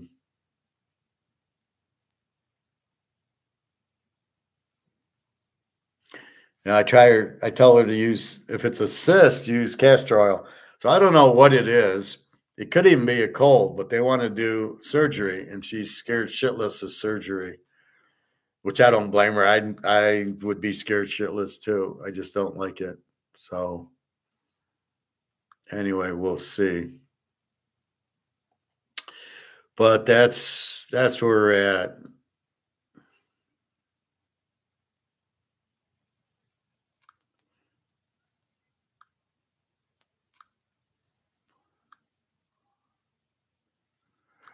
All right. So with that, have a nice day. We'll see about when I go back to work, and I'm going to try to teach this. I'd like to get like a classroom setting or one of these little places where you get 30, 40 people and you teach it like a class setting. And so I've been I did a summary of all my notes to try to pinpoint what I want to do. But that's what I'm doing. So I'm going to try to do that, make some money on the side. I'm getting my Social Security, and then whatever I get from unemployment, which is a joke. It's so low, and then they tax you on it like it's income. How the fuck is it income? It's not income. It's insurance, and it's an insurance claim. So even when they give you money, they want to tax you on it. It's really a no-win. You get very little. It's just the timing thing. You get the money, and then you pay tax when you do your taxes. So it's really a joke, and the amount's so small. Government at its finest. So hopefully Trump will fix that too. So I'm hoping Trump just kills the income tax. That would be great. And if he gets rid of the IRS, which would be great, and then we wouldn't, if anybody owes the IRS money, he wouldn't owe them anymore. So we'll see what happens. Anyway, www.teaserking.com if you want to get my email, questions, comments, what you like to talk about. But again, the Super Bowl, we hit Philly in 7.5 and over, and we hit the teaser, and that's what Robin was happy about. I made him money. He got it and won with it. So anyway, that's what's going on. So have a good day, everybody. www.teaserking.com, and be good and watch your gold and silver. Watch the stock market and the banks, and just don't get caught napping. This is what will happen, and be prepared for it. All right. Take care, everybody. Have a great day.